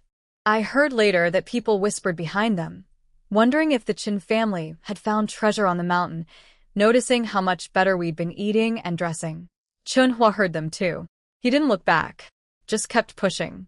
When they came home that afternoon, I got the full story from everyone talking over each other. The market in Horsefoot Town was already bustling when they arrived. They found an empty spot at the end of the street, less traffic but more room. Chen Jie's group had the worst start.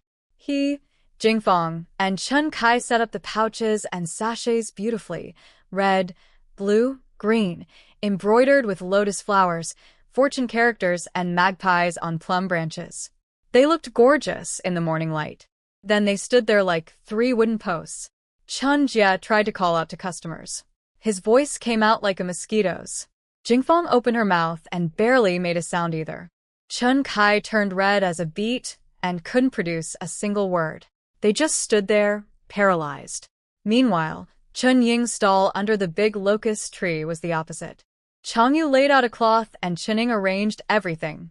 The moment the first customer squatted down to look at fabric scraps, Chen Ying's voice boomed out so loud it startled everyone nearby. 3 coins a pack. Pick whatever you want. She never stopped after that. Calling, chatting, recommending. Her mouth ran like a river while Chang Yu quietly handed over goods and collected money. Within half an hour, most of the fabric scraps were gone. The silk threads sold fast too. One woman bought 5 bundles for her daughter's wedding trousseau. Back at the quiet stall, things finally started moving on their own. The pouches were simply too beautiful to ignore. People passing by couldn't help stopping to look. A woman in silk picked up the lotus pouch and asked the price. Jingfong's voice came out tiny. 50 coins. The woman looked at the pouch, looked at Jingfong, pulled out 50 coins, and walked away with it. Jingfong stared at those coins for a long time. She immediately regretted not making more, but she and Chen Kai had only learned the seed stitch days ago. Their 4 hands working day and night could only produce so many. Then another customer came. And another. The fortune character sachet sold. The magpie pouch sold. The orchid sachet sold. Jingfong's hands were shaking, not from fear anymore, but pure excitement. Chen Jie finally found his voice. When someone asked a price, he managed to answer loud enough to be heard. Chen Kai started calling out too. Their confidence grew with every sale, voices getting bigger each time. A woman in a blue shirt who'd been sent over from Chen Ying's stall, where the scraps had nearly sold out, came looking for more. Chen Jie jumped in eagerly. She bought fabric and thread, then asked about pouches. All gone. By late morning, almost everything was sold. Chen Kai counted what was left, 1.5 packs of scraps, a few bundles of thread. Everything else had been cleaned out. She looked up at the sun. Not even noon yet.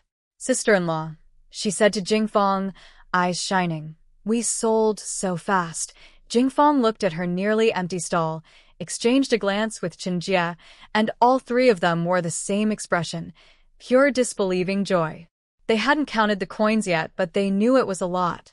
Chen Hua and Xiaoman set up the food stall in the middle of the street where foot traffic was heaviest. Chen Hua had been clever. He found a shop owner, chatted him up, slipped him some coins, and borrowed the space in front of his door. When they lifted the lids off the clay pots, the smell traveled far. Braised pig head meat, trotters, chicken feet, all dark and glossy, steaming hot. The small jar of preserved egg porridge was still warm from this morning. Scallion flatbreads sat in a basket under a cloth, layered and fragrant. People followed their noses. What's that? Smells incredible. Xiaoman cut a thin slice of pig head meat and let people taste. 1 bite, and they were buying half a pound of meat, 2 braised eggs. The porridge confused people at first. What's the black stuff? But once they tried it, they came back for seconds. Chen Hua just said the preserved egg was a southern ingredient and left it at that. A crowd gathered fast. The scallion flatbreads disappeared alongside the braised meats. People would buy one thing, spot another, and grab that too. Chunhua had to organize a line. There weren't enough seats, so people stood eating or left deposits to take bowls home. Orders flew in nonstop. They were run off their feet. Chunhui darted back and forth helping where he could. Before they'd even sold out, repeat customers were already coming back. One man finished his food halfway down the street, turned around, and bought more to bring home to his family. "Will you be here next market day?" people asked. Xiaoman answered while slicing meat. "We'll be back." The shop owner who'd rented them the space started looking sour, watching their booming business. But Chunhua handled it perfectly. He brought the man a bowl of porridge, a plate of braised meat, and 2 flatbreads, thanked him warmly, and pressed extra coins into his hand. The man's face softened into a smile, and he praised the food and wished them good business. Everything sold out before noon. When all 3 groups met up at the end of the street, nobody needed to say a word. The looks on everyone's faces told the whole story. Nobody mentioned the money. They all knew it went to me first for sorting. But just thinking about all those copper coins made everyone glow. Chun Jie was grinning wide. "We need to bring more next time." Chunhua agreed. More braised meats, more of everything. Chunning said her fabric scraps sold out too fast. She needed more stock. Jingfang held her daughter quietly, face full of happiness. Chun Kai whispered to her, "Sister-in-law, teach me to embroider pouches next time." Jingfang agreed immediately. The whole family walked home chattering and laughing, pushing the wheelbarrow, now mostly empty. The children bounced along the road, happy from braised eggs and flatbread. Villagers they passed couldn't help noticing the empty pots and bundles. One whispered after they passed, "The Chun family might really be on the rise." While my family was selling at market, I was working as a group extra on a film set in the other world. No face shown, no lines, just background. I asked the crew if they needed help with odd jobs, but they were fully staffed. So, I found a quiet corner to watch the filming. They were shooting an emotional scene. An actor in armor knelt on the ground before his fallen brothers. His face was covered in fake blood, hair loose, completely still.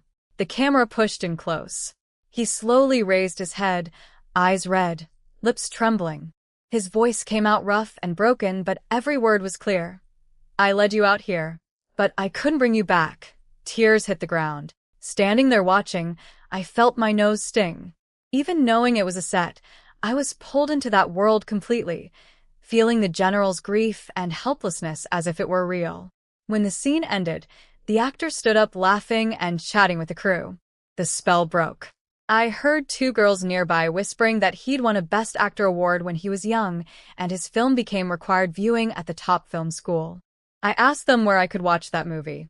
They told me the title, and which app had it for free. I wasn't a phone beginner anymore. I found the movie easily and started watching. The screen went dark.